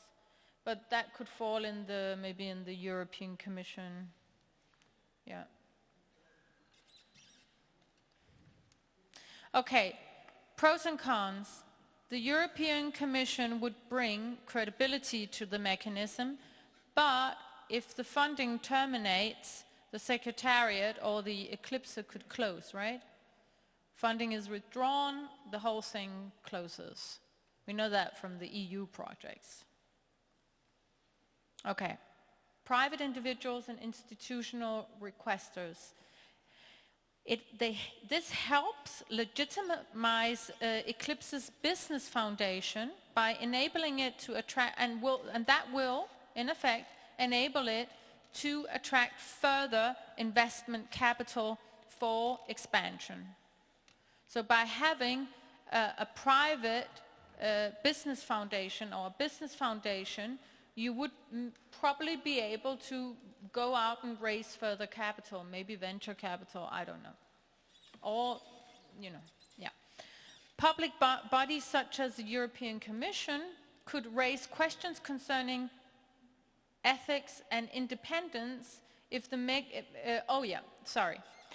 So, the European Commission or the national government, they could say, if you are working for private corporations, then maybe we're going to question your ethics and your independence. You don't think so?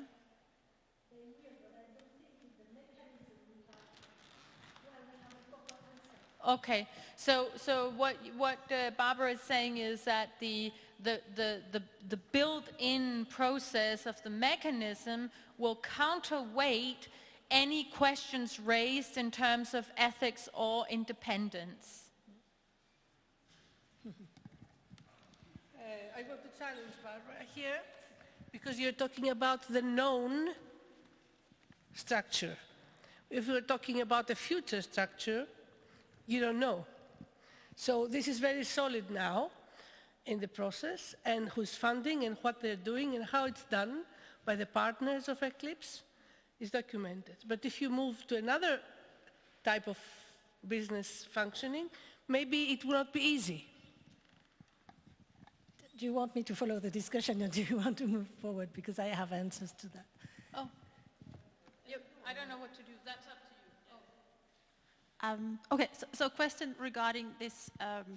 So if Eclipse was commissioned by a private company, then isn't there, what happens to transparency? Why would a private company hire Eclipse, and then all the kind of the commissioned work goes on online, open access for everybody to access? Maybe the Eclipse team can also sort of talk about a little bit historical experiences with private companies, but I really It doesn't have to be a private company hiring Eclipse. It can be, say, someone says, hey, I want to do a startup. I'm going to do a startup, and my business is going to be Eclipse. That's my business. I'm going to charge per request, and, it's going to become a business. That's actually totally doable. And there are loads of startups out there. You get a smart team, and you say, start running.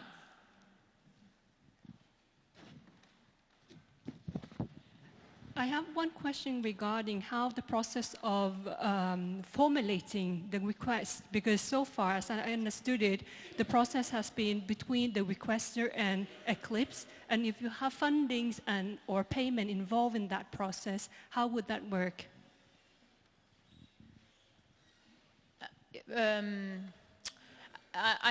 Just because you're paying for something doesn't mean that it's corrupted, right? That's not what you're insinuating, is it? Okay. But I'm just thinking about... Wait. I'm very sorry to interrupt this, but I'm afraid that as a chair I don't have anything left at the end for questions and answers. Just imagine that I don't have a job anymore. No, but Louise doesn't know you as much as I do, and I know that if I would have asked to ask questions, that a lot of questions would come. She didn't know. So, as we still have tomorrow morning also 1.5 hours on question and answers, I would like to propose that keep your, unless that you say I'm going to drop that if I don't get an answer immediately. In that case, you can still ask your question because we will have more work carrying you out than answering the question. But otherwise, I would say refrain a little bit. Let us first hear the story, and then we come back to questions and answers.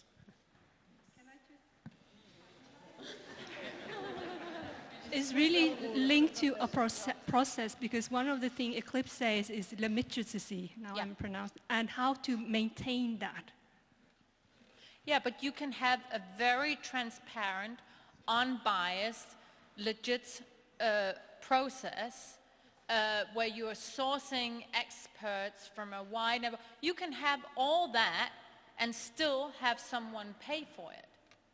And in some ways, you know, there's no reason to believe that because there's a startup using this as a business model to create a business, or there's another organization or company or public agency going in and putting money in it, investing in it, it doesn't become corrupt. Well, no, but my friend disagrees with me. But I'm a business economist. I haven't learned that as soon as you put money on the table, it becomes corrupt. One has to do it right, you know? Money can corrupt. No? Please, but I think she is about to die, actually. Really, I am not raising that questions because of, you know, corruptions and all that sort of thing. I just say that it's a very good argument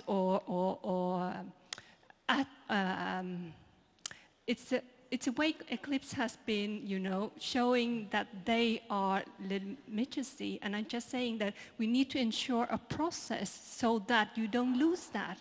It's not about... But what if we keep the process intact? We keep the process totally intact. That's not what you mean. No, but if you're relying just in these payments, then maybe the system cannot be maintained intact because you need... Who's speaking? Oh, you're speaking. I was looking. Who's speaking? No, I think it's a risk. It doesn't mean that it has to happen. No. But this is what a consultancy does. So what? Yeah, and what are you going to do? I mean, the alternative is that you die an ethical death because no one is funding you. So you just die. But then at least you can say you died ethically. Anyway, we promised that No, I am going to go through this. You will see now. This is done. Crowdfunding, my own personal experience with that is that it's very difficult to get it up and running, very difficult, and even more difficult now that we have the EU personal protection data law. It's probably close to impossible, but you know, a lot of people like to bring up crowdfunding because it's like a really smart buzzword. That and cryptocurrency is the new black. So it's here. And the pro is it will allow Eclipse to accommodate queries regardless of size and purchasing power. The cons are the data law and that crowdfunding can become very piecemeal. So then you're living from hand to mouth, the whole time, and it's not very long-term sustainable. Foundations, donations, philanthropies, usually funding from these sources comes with strings. However, if it comes with no strings attached, it can help strengthen the connection between knowledge holders, policymakers, and other stakeholders. You get a little bit the same challenge as you have with the European Commission or the governments, that as soon as a donation runs out, and then what do? Then you're out looking for new money. And also, most of these philanthropies and foundations and so on, they have their own political inclinations. And I'm pretty sure that you will, either they will engage with you because you reflect their political inclinations, or they will try to ask you to align with their views. Okay, so cost. We have the Secretariat, online platform, and then you have honorary contracts with the experts. You may have to pay the experts, right, to engage. And you have marketing and unforeseen expenses set at 10%. Here we go. First year, expenses, 230,000. That might be a little bit low set, someone has told me. Could be true, but right now I think the Secretariat runs at, you know, even lower cost. So, yeah. The second year, 217, and then 300,000. So 500, 750 about for 3 years. So that you need to think, okay, let's say you have expenses for 3 years of 700,000. Yeah, but that's the thing. Then you need, first you need to know what are your expenses. Yeah. Yeah. So here you have 750,000 for 3 years. Then you figure out how many requests. Yeah. And what kind of request? Or you figure out, do you want to, could you have some French government plus something else? You may find that the European Commission, they're not going to support if the French government supports, and they don't care. Who knows? Or there will be philanthropies that will say, oh, we're not going to support if the government is supporting because we are unbiased, which is not true, but they may say that. So 750,000 euros for 3 years, which is very conservatively set, and then the assignment now for you is to figure out what you want to do. Really? What do you want to do? Do you want to go into a tendering process with the European Commission? Do you want to give it to someone and for them to set up like a startup business? Do you want to embed it in an existing membership organization?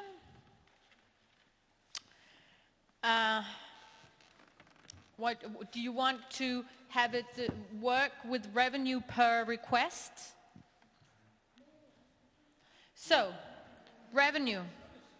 Setting the pricing and payment scheme depends on who will take over the Eclipse mechanism? The Eclipse, is Eclipse run as a service offered by philanthropy? Should it just cover cost, or should your operational cost be covered by another entity that we just discussed? And the cost can be turned up and down to enable steady organic growth. Okay, I think that's it.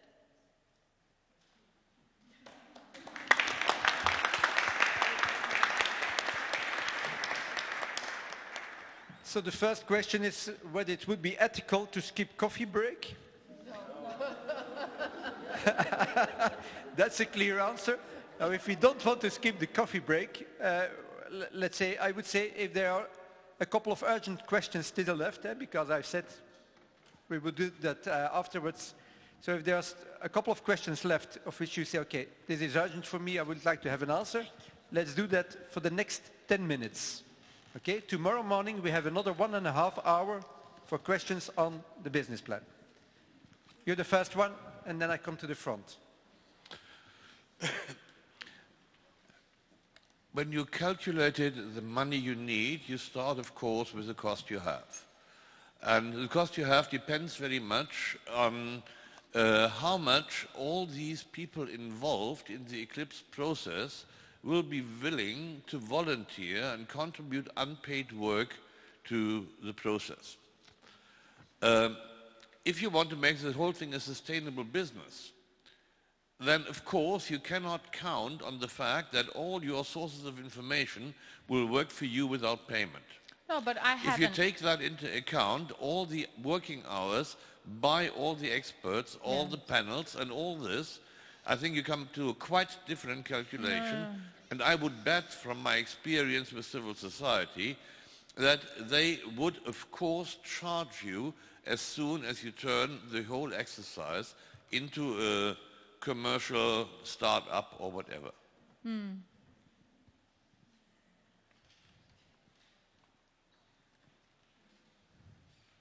Well, then it's not 750.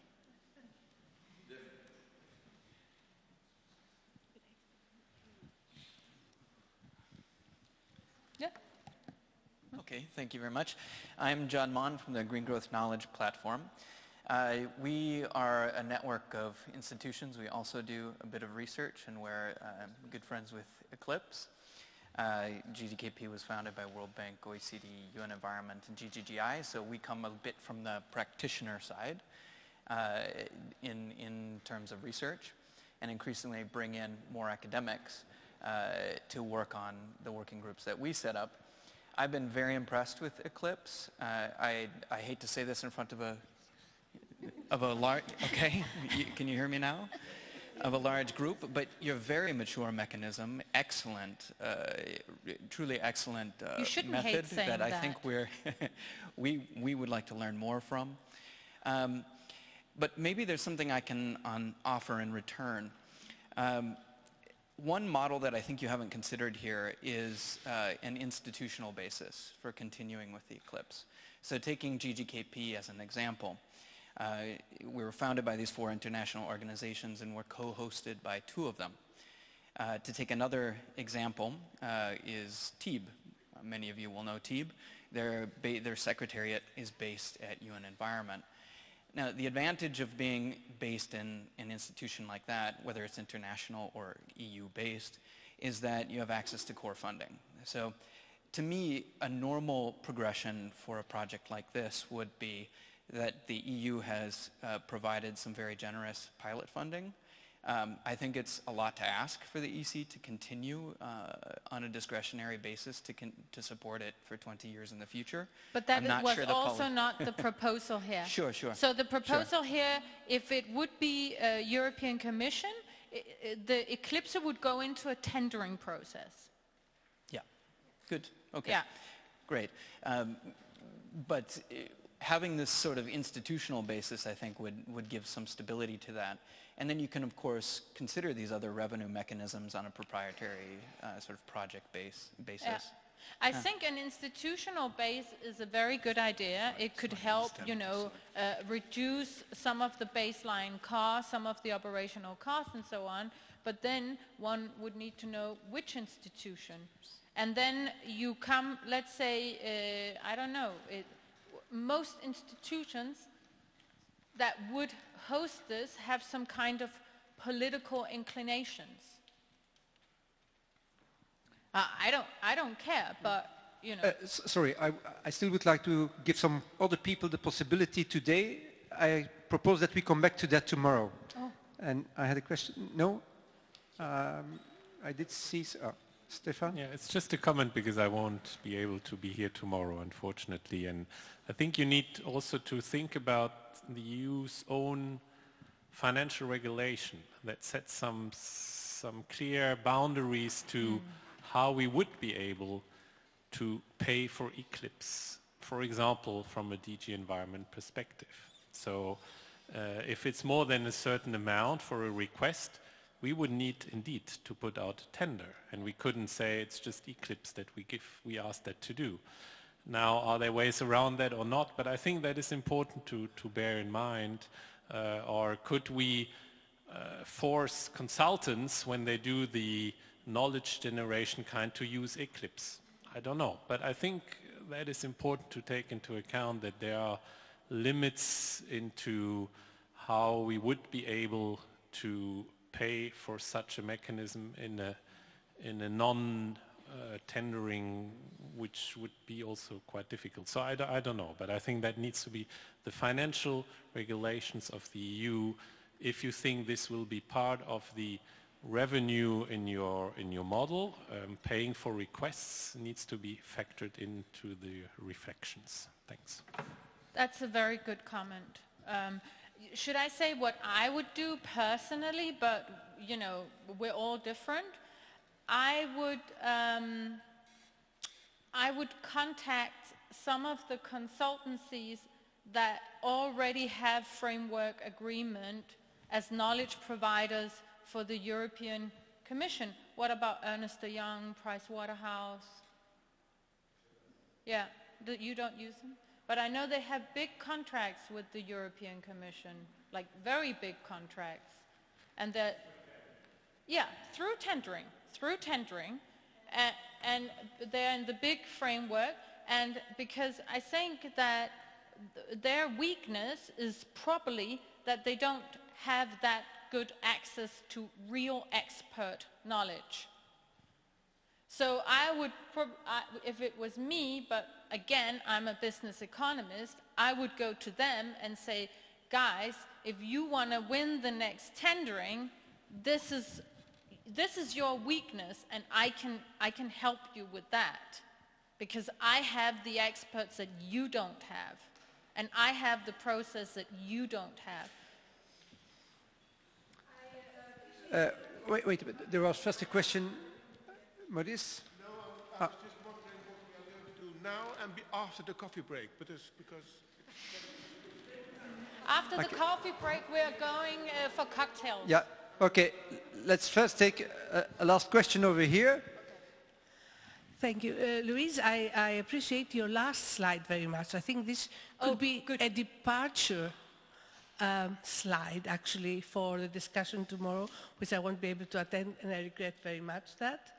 Because it has all the questions, you know, who's going to take over. But I wanted to say, I realized something in my brain, some kind of revelation. The Eclipse is a project. Behind Eclipse today, there are a number of research institutions. It has produced something as a project. It has proven that it's a good way of working. But there's no something like in your brain, I think in your presentation, there's Eclipse. No, Eclipse made the concept, proved it, worked on it, but it tapped to so many people who are not Eclipse, but they worked with Eclipse. So it's not one entity to go and ask someone for funding. I think that it's the concept that is matters and the procedure and the governance it took. It's for consideration. I would say I have not thought that like the partners of Eclipse want to stop their business, jump on another boat and make another company. I never thought that would be it, that UFZ will stop and the Finnish university will stop and they will all leave their organizations to start something else. So there is no someone like, I am Eclipse and I'm going to ask the French government. It's a concept. So whoever wants a concept, how can we find society to grasp this function? It's a discussion in the public governance affairs. That's why we had this panel with the institutions. So I just wanted to make sure that it's an important detail. There is no one that is alone Eclipse today. So, and all these people who have made this happen have put their knowledge, made a result, and then there's a question of a broader community and the institutions of what are we going to do. All of them said it's useful. Well, then if they think it's useful, they could find a way, and I'm sure they can. They could pay. Yeah, yeah. Okay. So it's just, what I'm saying is there is no Eclipse today. Yeah. I mean, in that sense of an entity. It's a contract. Yeah. Thank you. Okay. Just working on what was just said, it is so that from the beginning, the people who have run the Eclipse project have promised that they would develop this mechanism and then give it back to science in the most broadest way. So from the beginning we have said it's not because we have a couple of institutes who are actively involved that those institutes have to be the mechanism in the future. No, we are preparing something, we are offering it to the scientific community with what we have heard, what we have seen. That's the reason that we said, okay, we have to make a business plan so that it becomes clear what are the strong elements, what are the weak elements, which we see up to today. And that leads me to a very important question, and maybe that will be the last question for today. The rest of the discussion then we can have tomorrow morning on this issue.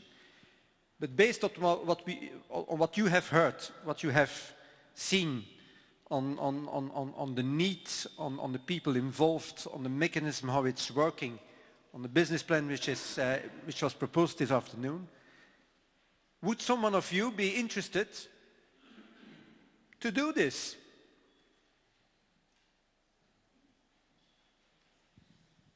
I would be interested in working with someone, not alone.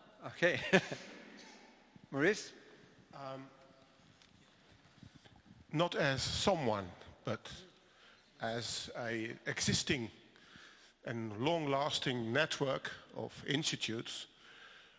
We discussed it in the council meeting, and there was a very positive attitude towards cooperating, developing a task force in how Alternet could be involved in the further development and implementation of the Eclipse mechanism. So Alternet is really very much interested in being involved at least, and to have a final discussion or decision in June this year, whether we would, if it's given us as a possibility, to further manage or coordinate the Eclipse mechanism. I have Isabel? Well, it's part of Euromarine. We already not discussed this as much as in Alternet, I'm sure. But we are going next week to have a General Assembly, and we are going to discuss what kind of contributions and how to be involved. We never discussed coordination of this or taking this mechanism, but being part of it and contributing. And I mean, there is the will to contribute, we did not discuss yet how. Okay, others?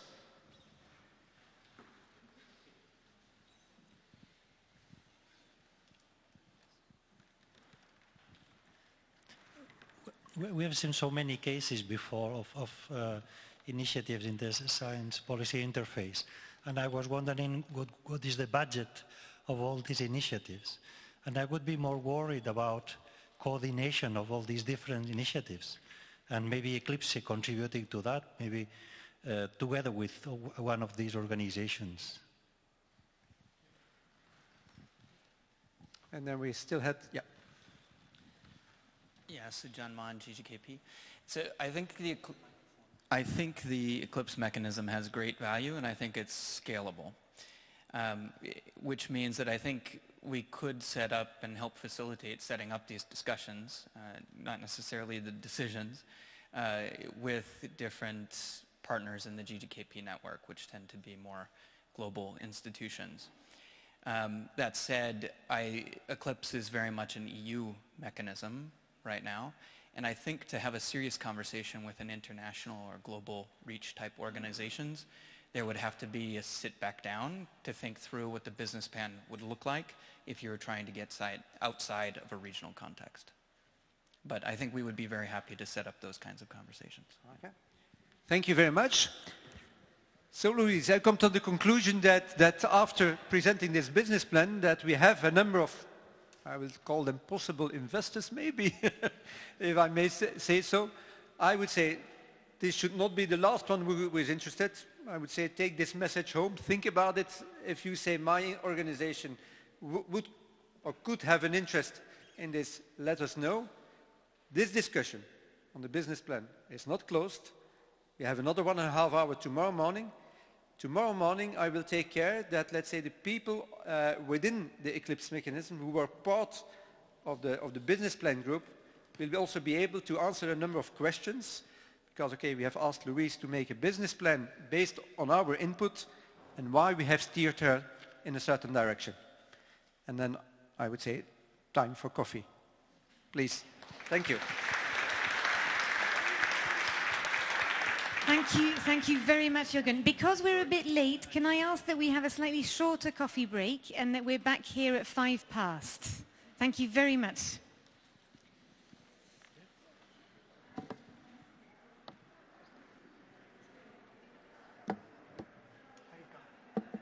Hi, nice to meet you.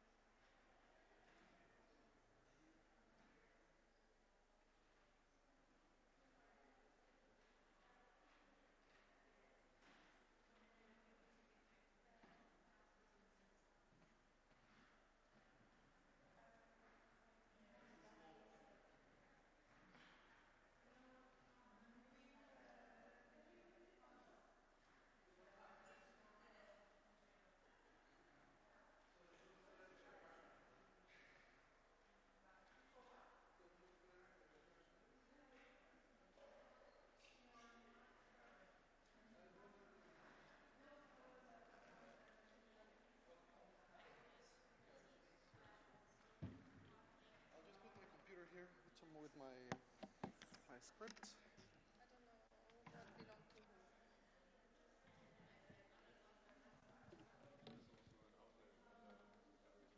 Okay, no, it's search. Thank you.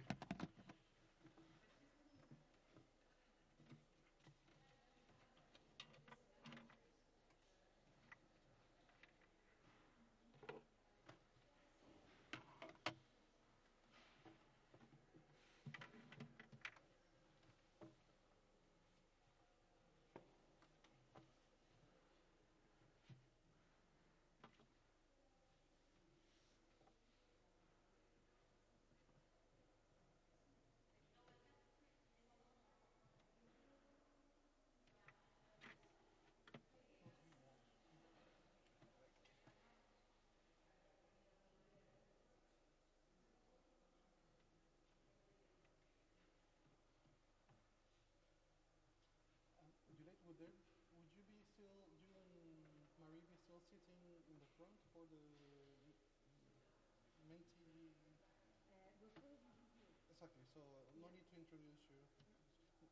Would Alexandra and Marion be here? Yeah. And then, because then it would be only them. For the rest is Miriam and me here. Yeah. It would look a bit weird for them to be. It could be a bit weird, so maybe let's hear at the beginning. And I just introduce them. Yeah. Okay. I'll look for them to let them know. Marion and Alexandra. Okay.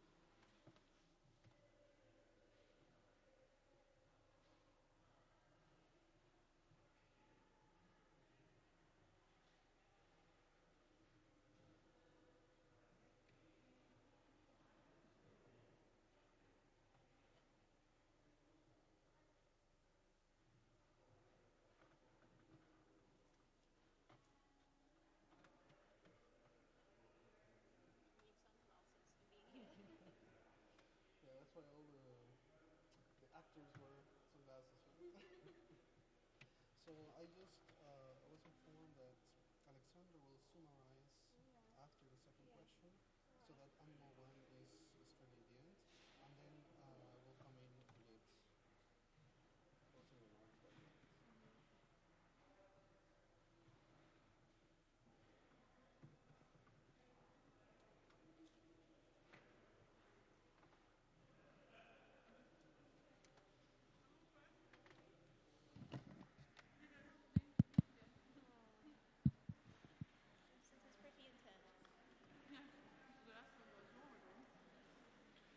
So, do you want to start?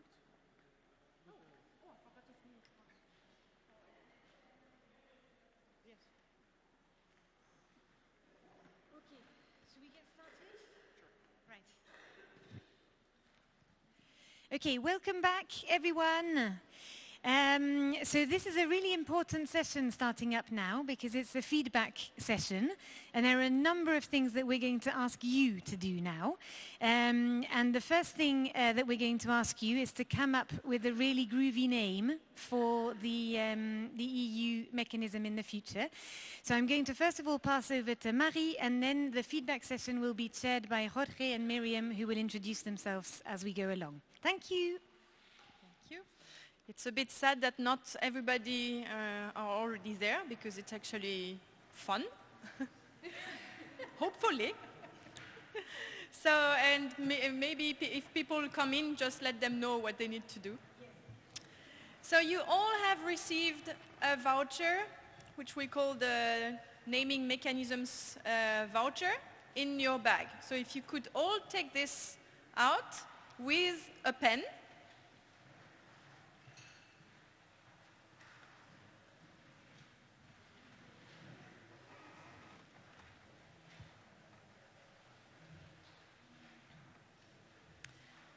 Do we have extra ones? Can we bring extra ones?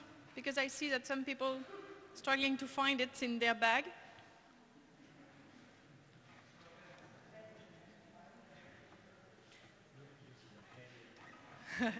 and pens. I can provide some pens.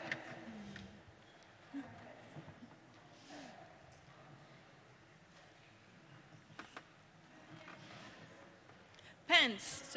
So pens. Who has more pens? That's always a problem nowadays, right?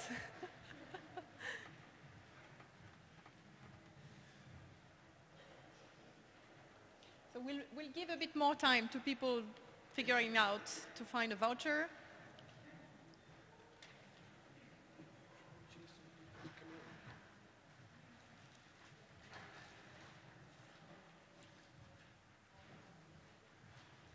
And of course, the idea is to write your suggestion because we are starting a big campaign for naming the future Eclipse or future EU mechanisms.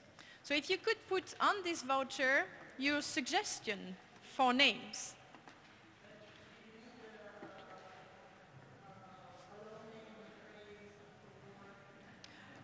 A word or, yeah, actually, how would you call it?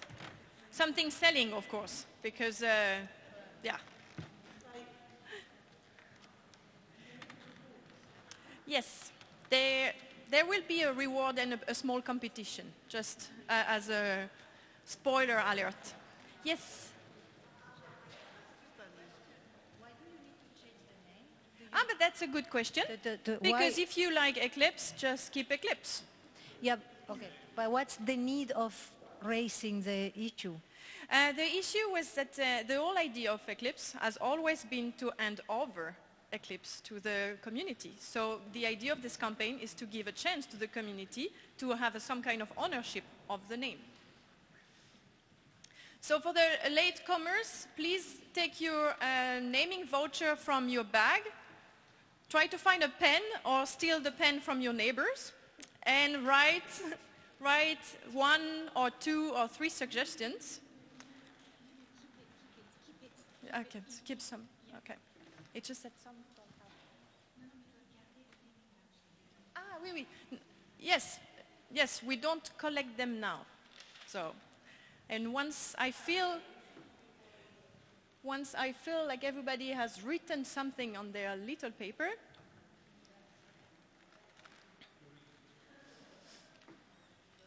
yes. Someone needs a pen? The Eclipse pen.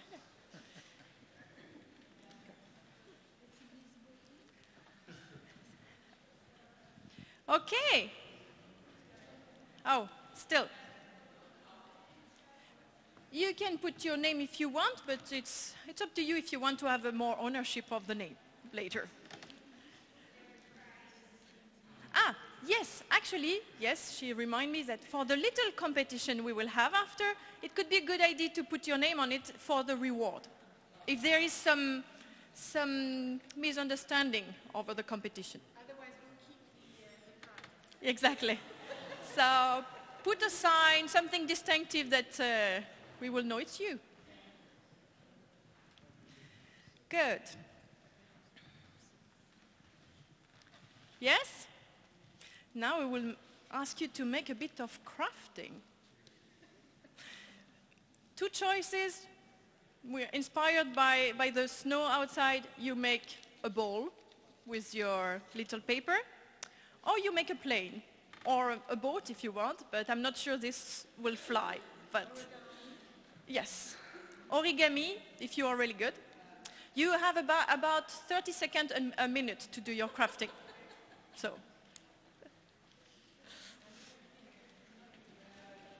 You want one? Ah, oui, je sais pas comment ça s'appelle.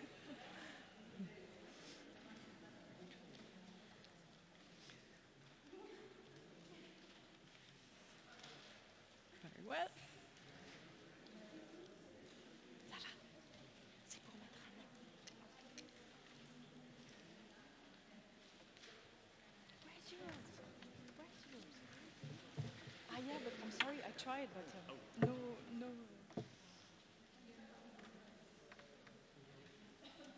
Some don't want to play?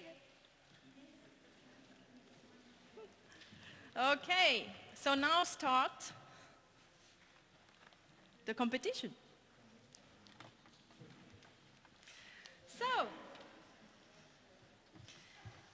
the idea is to reach this basket. And to give a fair chance to everyone, I will actually pass at a not too fast pace around, and you have a chance to try to put it inside. And the one who succeeds to put it inside has a reward. And we will read the name on the mechanisms. It will not win, of course. It's just we will collect all the names. And tonight we will have a voting time for the one that you prefer. And then the first three will be on our website, and the whole community will be able to vote for it. Okay, so ready?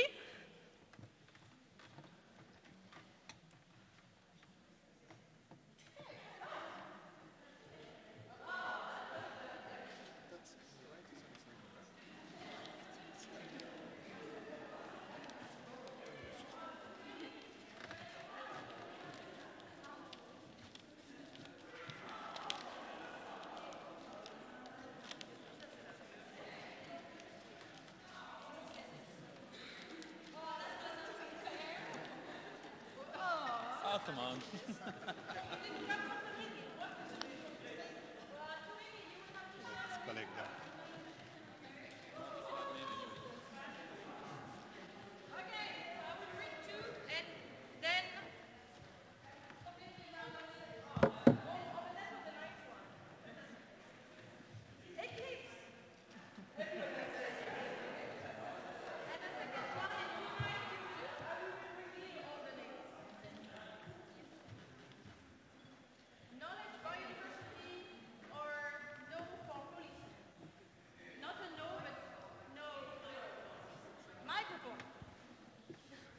So we have Eclipse, why to change if it's working, and no biodiv, or no biodiversity, or no for policy, but the no, not the no, but knowledge. It might be a bit confusing though. Okay, thank you very much. We will collect all of those, all the ones that are on the floor, And tonight you will see them all displayed, and we will have also again a voting. Thank you very much.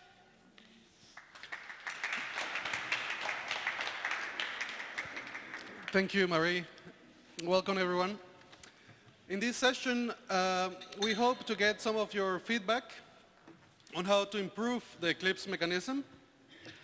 I hope that the coffee break has had its desired effects, and you are all still with us in body and mind, as this next section is meant to be an interactive one. In exchange for your cooperation, I promise to be short and sweet, so we can all continue to network and learn about the Eclipse activities during the social event following this session. First, I would like to introduce some colleagues who will be assisting me this afternoon. We have Marion Herring and Alexandra Lux, who are from the Formative Evaluation Network, from the Formative Evaluation Work Package of Eclipse, which plays a key role in facilitating a continuous learning process throughout the life of the project. We have Miriam Grace, a member of the Eclipse Methods Expert Working Group, which, as we have heard this morning, plays a key role in providing and sharing knowledge about different available methods for knowledge collation, appraisal, and synthesis, so that Eclipse requests benefit from the best available methods. Also helping me will be Marie Van de Walle and Juliette Jong, who I don't think needs any further introduction. And last but not least, if I might say so myself, there is me, Jorge Ventosilla from the Eclipse Secretariat, who together with Miriam will be facilitating this session on feedback, and for which you might have guessed it already, we will be using the Mentimeter. During this feedback session, you will be asked to reflect individually and in small groups on the information received during the day and suggest improvements for the design and implementation of the future mechanism. This input will be of great value for Eclipse to further develop a robust and long-term mechanism based on knowledge and the expertise of the wider community as the project reaches its final year. So, feel free to take out your phones or your computers. For the first question, you will need to answer individually. The first question is, what key values should guide the Eclipse approach?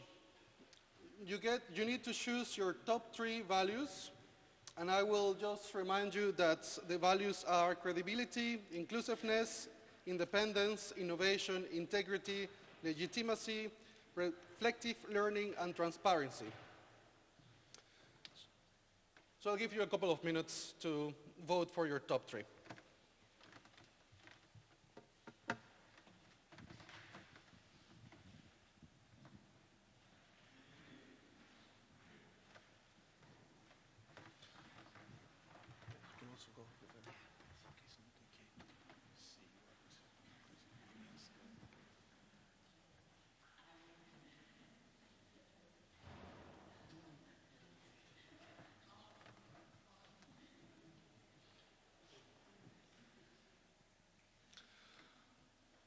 Okay, last seconds for your votes before we close the poll.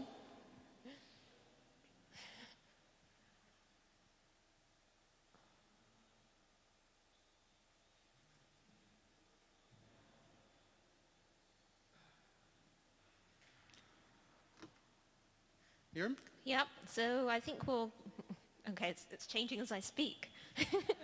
I think it's more or less clear of what the top 3 are anyway. So here we have transparency with 22 at the moment, 23 even, independence with also 23, and credibility with 22. Transparency has just beaten independence, but I think we more or less get the picture. So those 3 are the key values that should guide Eclipse. Innovation and legitimacy were considered a bit less important, so I think we're interested in hearing why some of you think that innovation is perhaps less of an important issue. So if anyone has any thoughts on that, please feel free to raise your hand and add a few comments. Why you think innovation is less of a key guiding principle.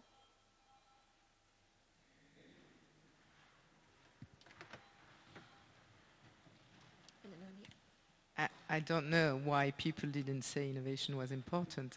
My own personal view on this is that innovation is something we always do as human beings. And this old fad at the moment, everything has to be innovative. No, you don't want to innovate for the sake of innovating. You know, if there's a good old recipe, why innovate on that recipe? Just use the good old recipe. If you want something different, then go for innovation. So for me, it makes a lot of sense that you don't consider that it's important. Any other thoughts from anyone else? So just from my perspective, I think possibly one of the reasons might be that independence and transparency are perhaps things that distinguish Eclipse from other mechanisms of a similar kind, which is why those were considered especially important. So Jorge will now talk about the next question. Thank you, Miriam. So now we are going to work in groups of up to 4 people. And just by looking at the room, I would just suggest that you work with the people to your left and your right by rows. The question is, are there any missing guiding values? So we need your answer, we need you to answer the question using a single or combined words. But first, discuss with the people in your row to see if you both agree on the same missing guiding values, or if you have 2 different ones, which one of the 2 might be more important. I'll leave you a couple of 2 minutes or so to discuss, and then 2 more minutes to vote.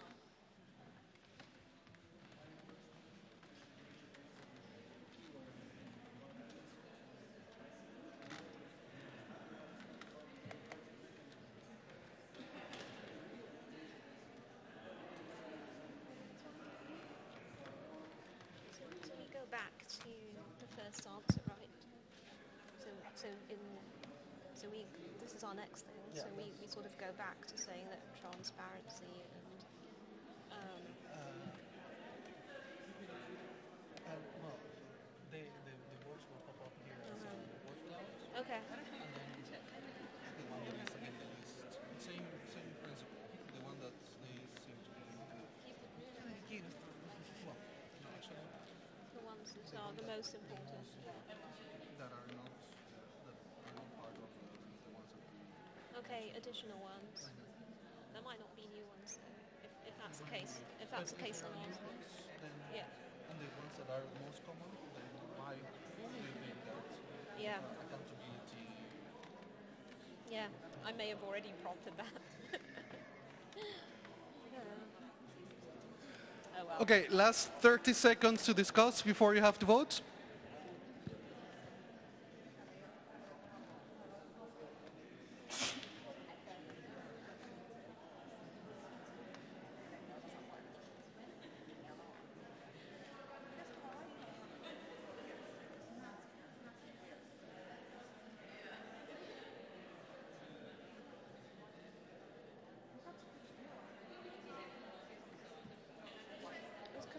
Challenge actually, because I've got to refer to this bit here as well as the word cloud. So to check whether there were new ones that came up. Well, there will be new ones. Well, yeah, you can do it from here. Sort of. It might be hard on a word cloud. Yeah. Okay. I might have to. Credibility, inclusiveness, independence, innovation, integrity. Okay, if we can have your votes, please.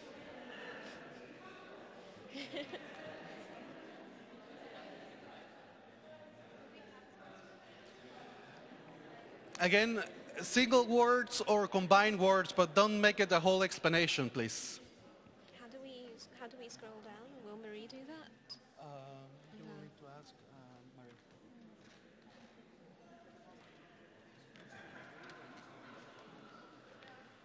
Okay, so we're seeing quite a few things that are coming up that weren't on the guiding value list already. I think just off the top of my head, we have real world values, value for money, integration, usefulness, rentability, some of these are similar. Collaboration is a new one as well. Marie, if we could scroll. Oh, yeah.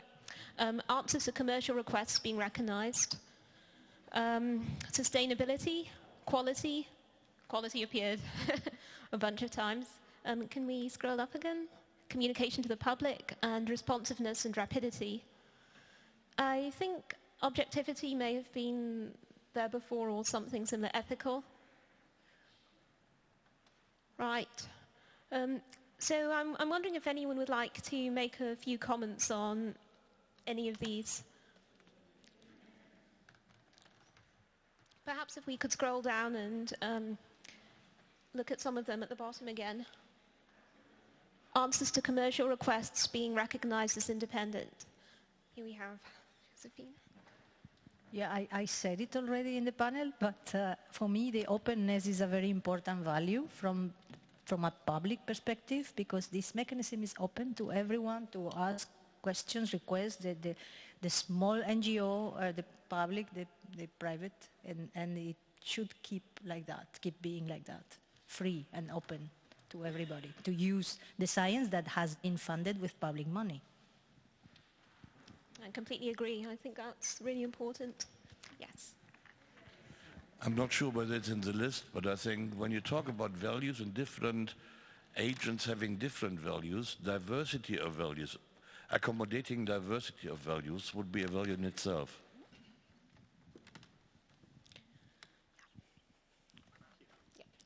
So our choice was usefulness and rentability, because we have to look at Eclipse as a business. So business is something different, and business are looking for something which is usefulness, which means to be rentable.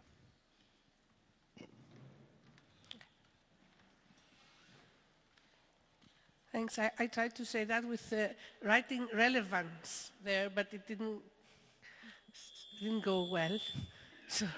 So this should be relevance. And I think it doesn't matter which word we use, but making it relevant means making it useful, making it understandable, making it communicable, making something answerable in some way or another. And I think even though relevance is not explained in that context, there's a value there, but it's up to more reflection of what is the better word for this type of fitting in different frames or communication-wise, yeah. Yeah.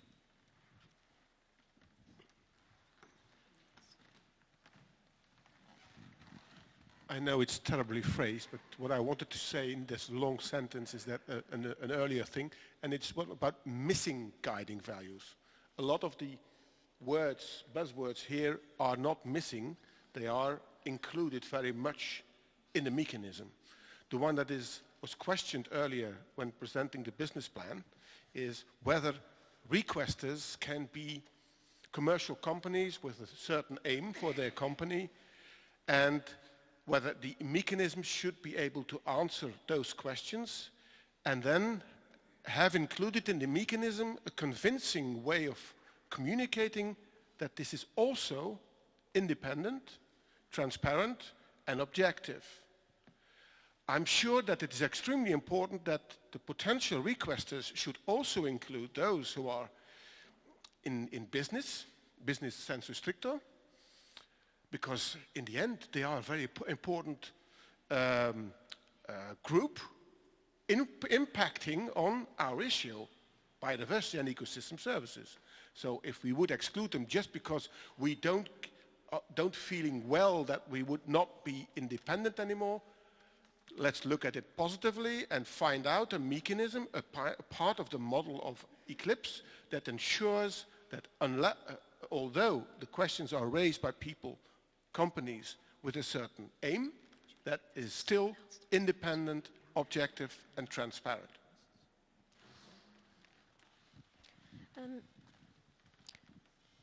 I'm wondering if Alan would like to maybe add a brief comment to that.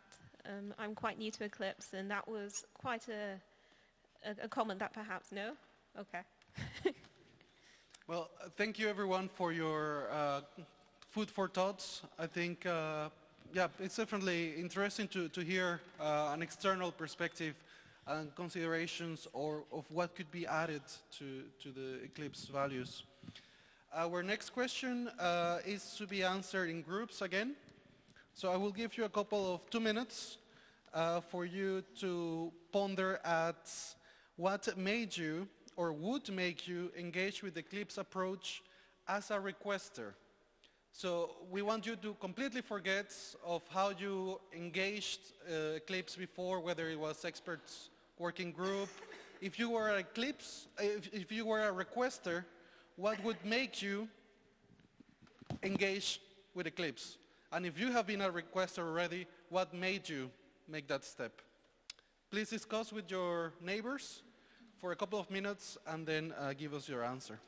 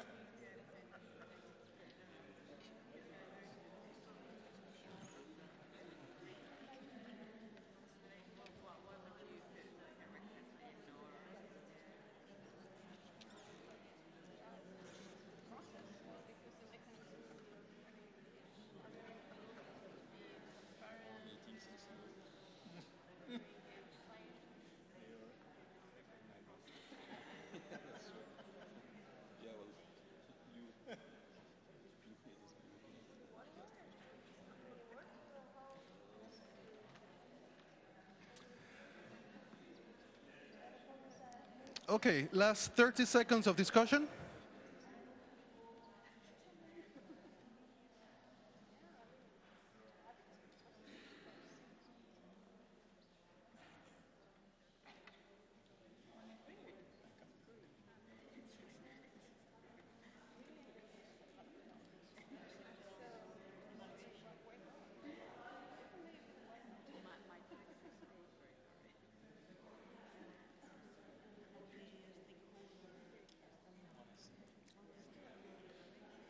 So if you have a consensus already, you can vote to let us know what made you or would make you engage with the Eclipse approach as a requester.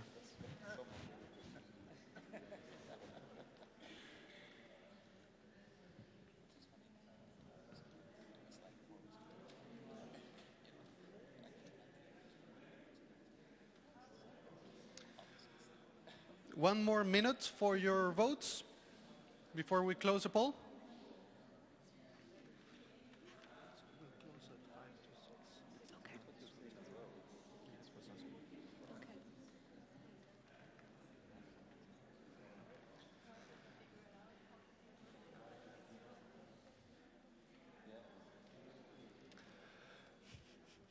So there seems to be 3 points that are crucial for the people that have engaged with Eclipse as a requester.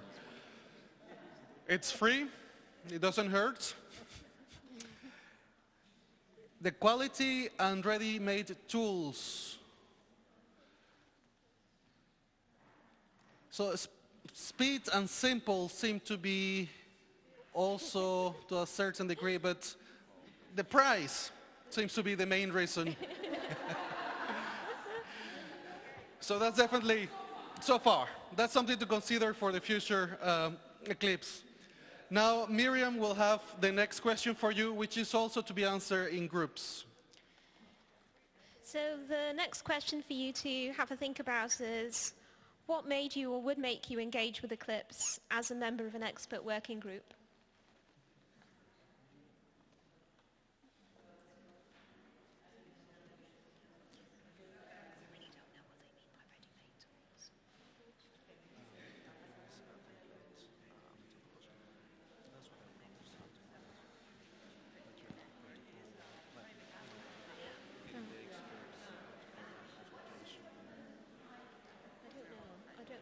things I don't know if they mean about the general approach, as in whether the tools mean things like there'll be an expert working group who develop a methodology and a defined protocol, or whether it's more a question of there is a set of methods that will be deployed directly. I know. Because the methods that will be deployed will depend on the request. Yeah.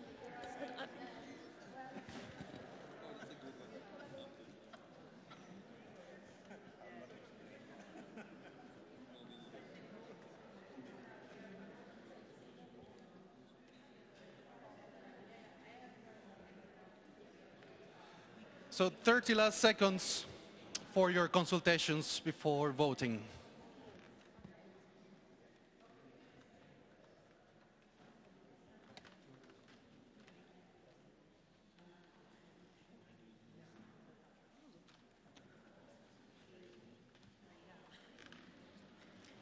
And if you already agreed on something, you can vote. It's just about time to start voting now. You have a couple of minutes for the voting.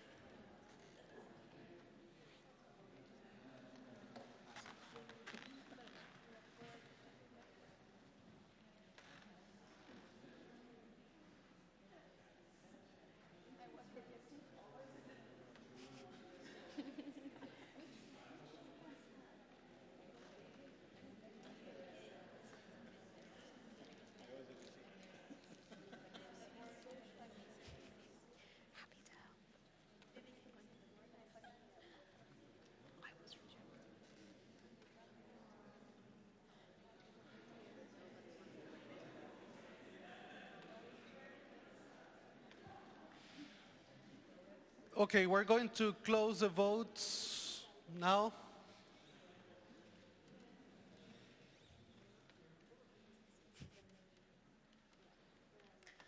So, as you can all see, I think, from wherever you are in a room, that the thing that really jumps out is what makes people engage with Eclipse in an expert working group is the opportunity to do some networking, which is fantastic. And we do believe that that's one of Eclipse's great strengths, the opportunity to develop new collaborations, and also to learn about aspects of research that you might not have known about before. Expand your expertise. That's something that happens a lot in the expert working groups, for sure, aside from the hard work. So the next question for you to consider in groups is what made you or will make you engage with Eclipse approach as a reviewer? So the reviewers are the people that look at the work made by the expert working groups and normally looks at the protocol, at these documents that are coming out. What made you or would make you engage with Eclipse as a reviewer? It's also to discuss in groups.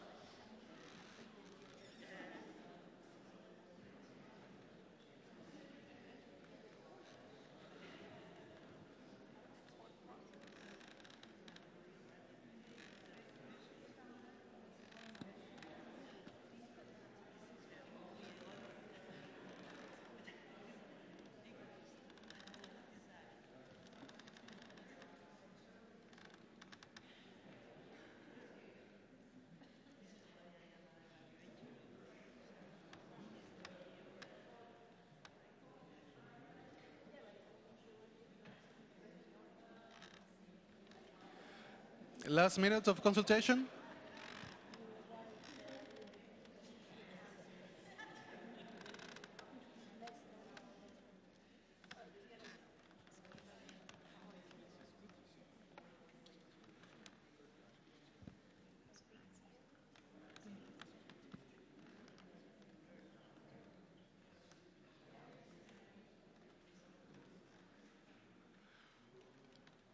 For those ready, you can start to vote.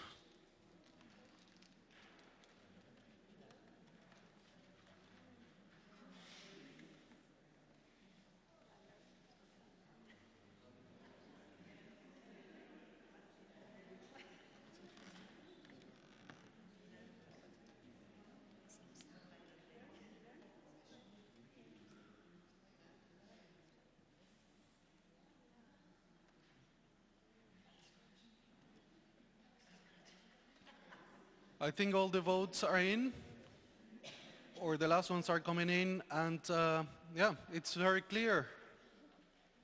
That's very interesting. Thank you very much to all of you for your votes.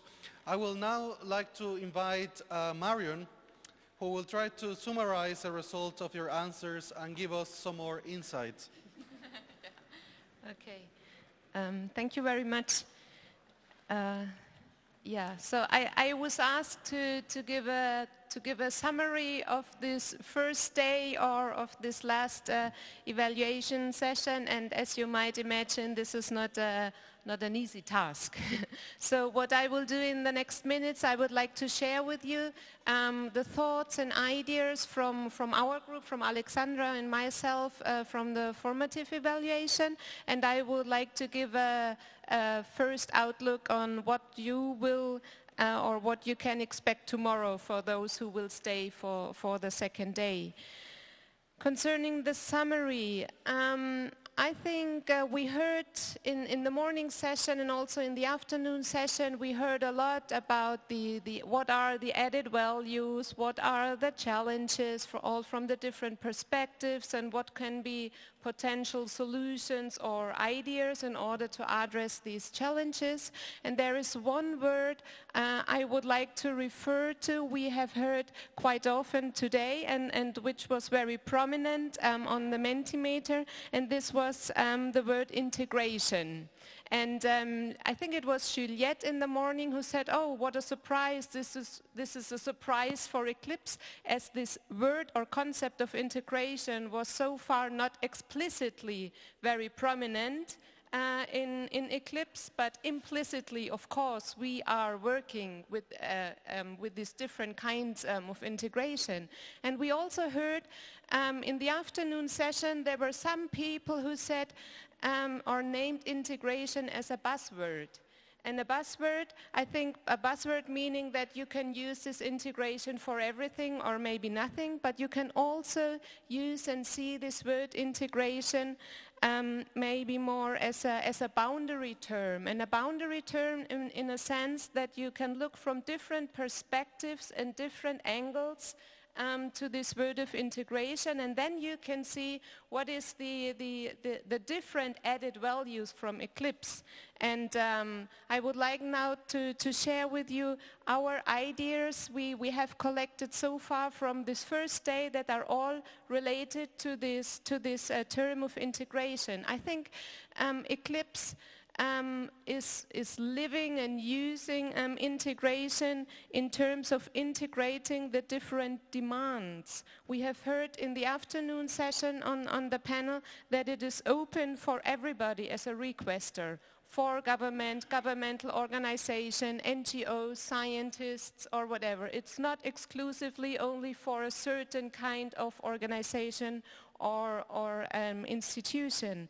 But in integration, the second point, integration in Eclipse is relevant in terms of integrating knowledge, and knowledge from science and practice. This is also what we heard in the afternoon session, including also the practitioners' perspective, and also the practitioners or practice knowledge into the Eclipse mechanism. The third point that I would like to refer to in terms of integration is the integration of methods. We have heard and talked a lot about it, that this is certainly an added value, and all the different types of methods that are used within the Eclipse mechanism, ranging from synthesis, knowledge synthesis, but we also heard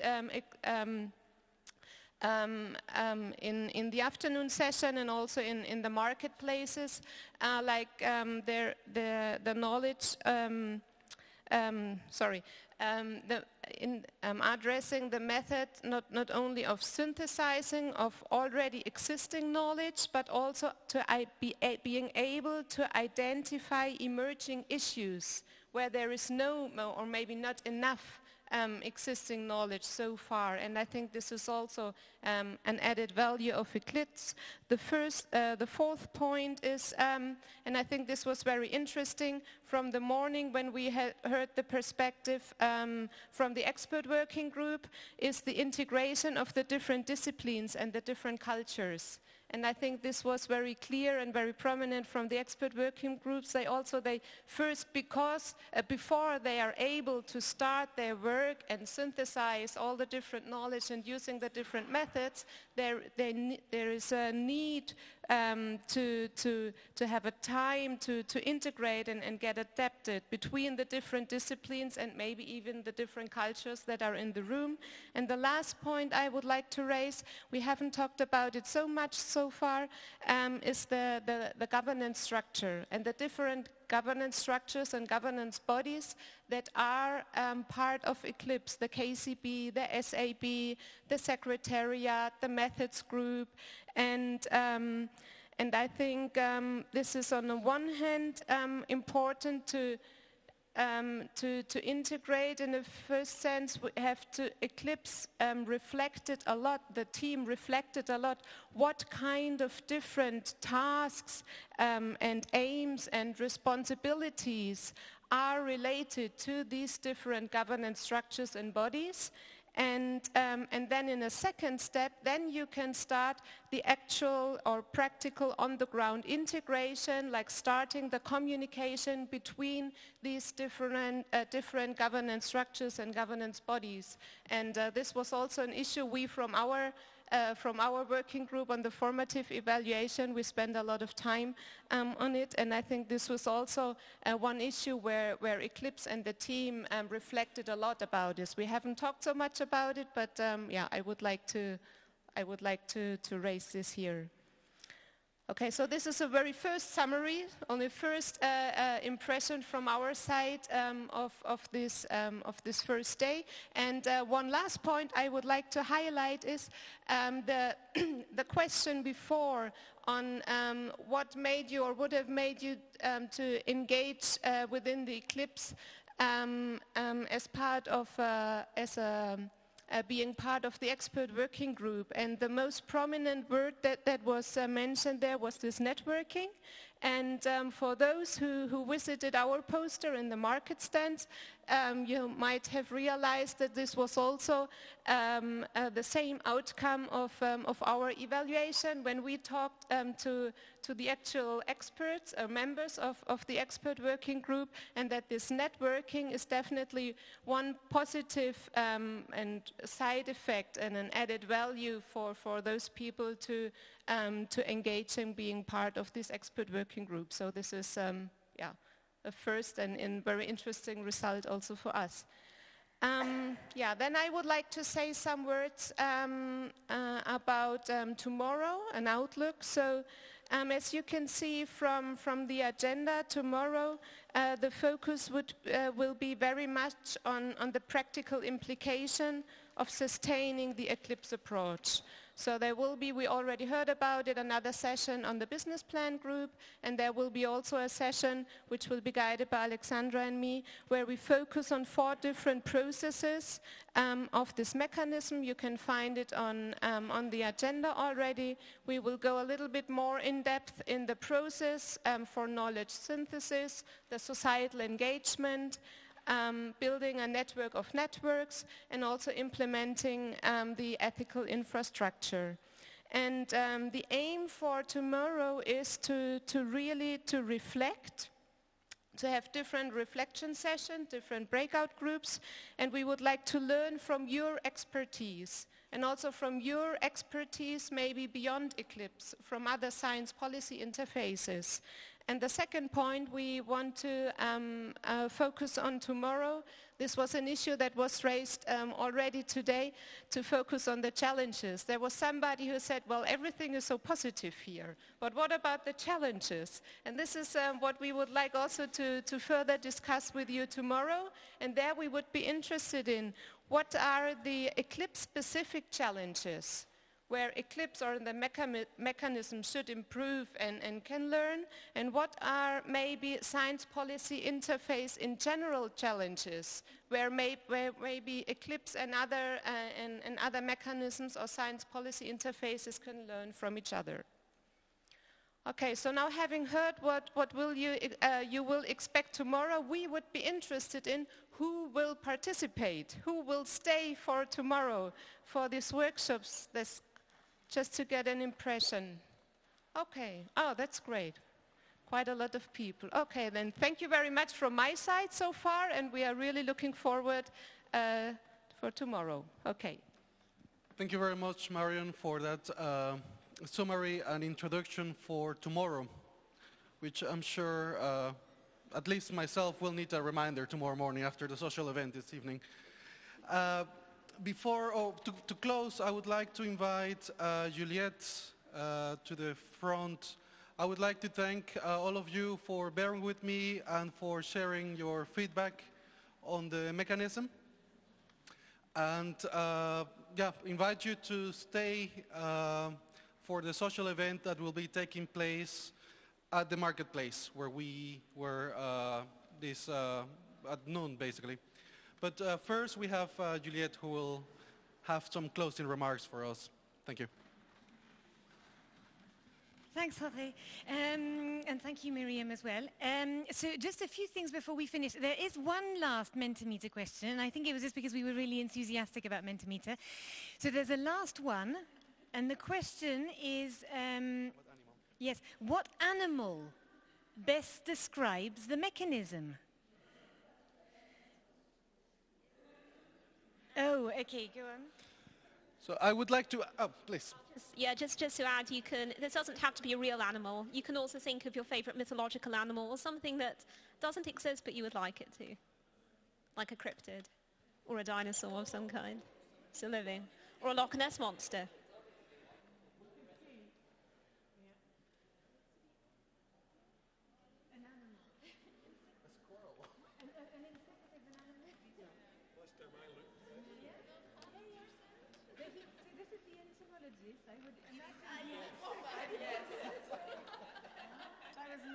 That was not the thing to say. Okay, right. Yeah, that's where my money was. Oh, isn't that funny? That's very good. I like that. I didn't think octopus would come up there, but Jorge had seen the writing on the wall and had...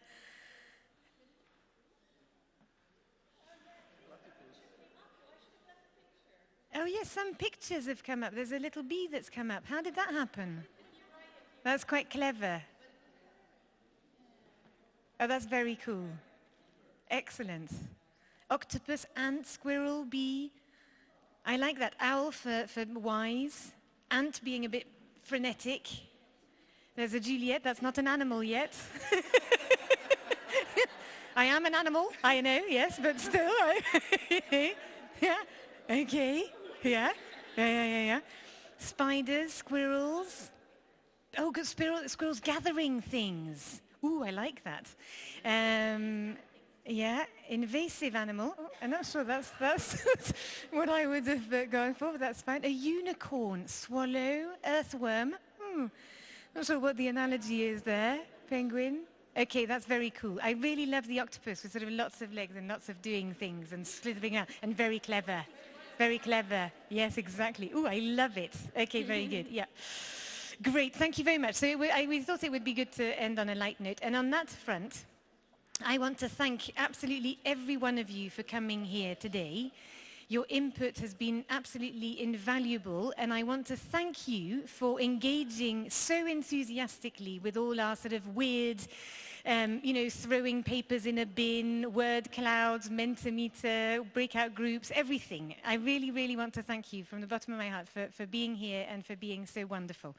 I also want to thank all our chairs, all our speakers, and all our panelists for all the input, and I want to thank everybody who helped with the stands, answering questions, etc. Again, absolutely fantastic. And I've learnt a huge amount today from all of you, which is great. We have got another year of the project. And we are going to be using all of your feedback. So absolutely everything that we've gathered today is going to go back up on the website, the word clouds, the answers from Mentimeter, the feedback from all the sessions, etc., because it's important, again, that we're transparent and open and that we learn from all this input constantly. So we have got a lot of work to do over the next year, but I think what today has shown me is that there's a huge amount of support for what we're endeavoring to do. It's not perfect, it'll never be perfect, it's bloody hard work for everyone, but it is a wonderful endeavor, and it's something that we're going to all manage to do together. So I really, really want to thank you all for that. So just very boring stuff in terms of logistics. We do now have food and drink and time to network and mingle and have fun and everything else, which is great. And you'll see on your way to the hall bit, we've pinned all your suggestions for the names for the mechanism, and we've also pinned some little sticky dots, the old-fashioned way, not the Mentimeter way. So please take up to 3 sticky dots each, don't cheat, and vote for your favorite name. There'll be a box of chocolates on the table to inspire you, because so many of you were so good at chucking things in a bin that we're going to share that box of chocolates, and the names with the 2 names with the most suggestions will have a box of chocolate each. And as with everything in Eclipse, all those names are going to go onto the website as well, and other names will be asked by the rest of the community that couldn't be here today, so that we can get a really interesting set of names for the future mechanism. But again, thank you all a huge amount. You've been terrific, and I really look forward to hopefully working with each and every one of you in the future. Thank you very much.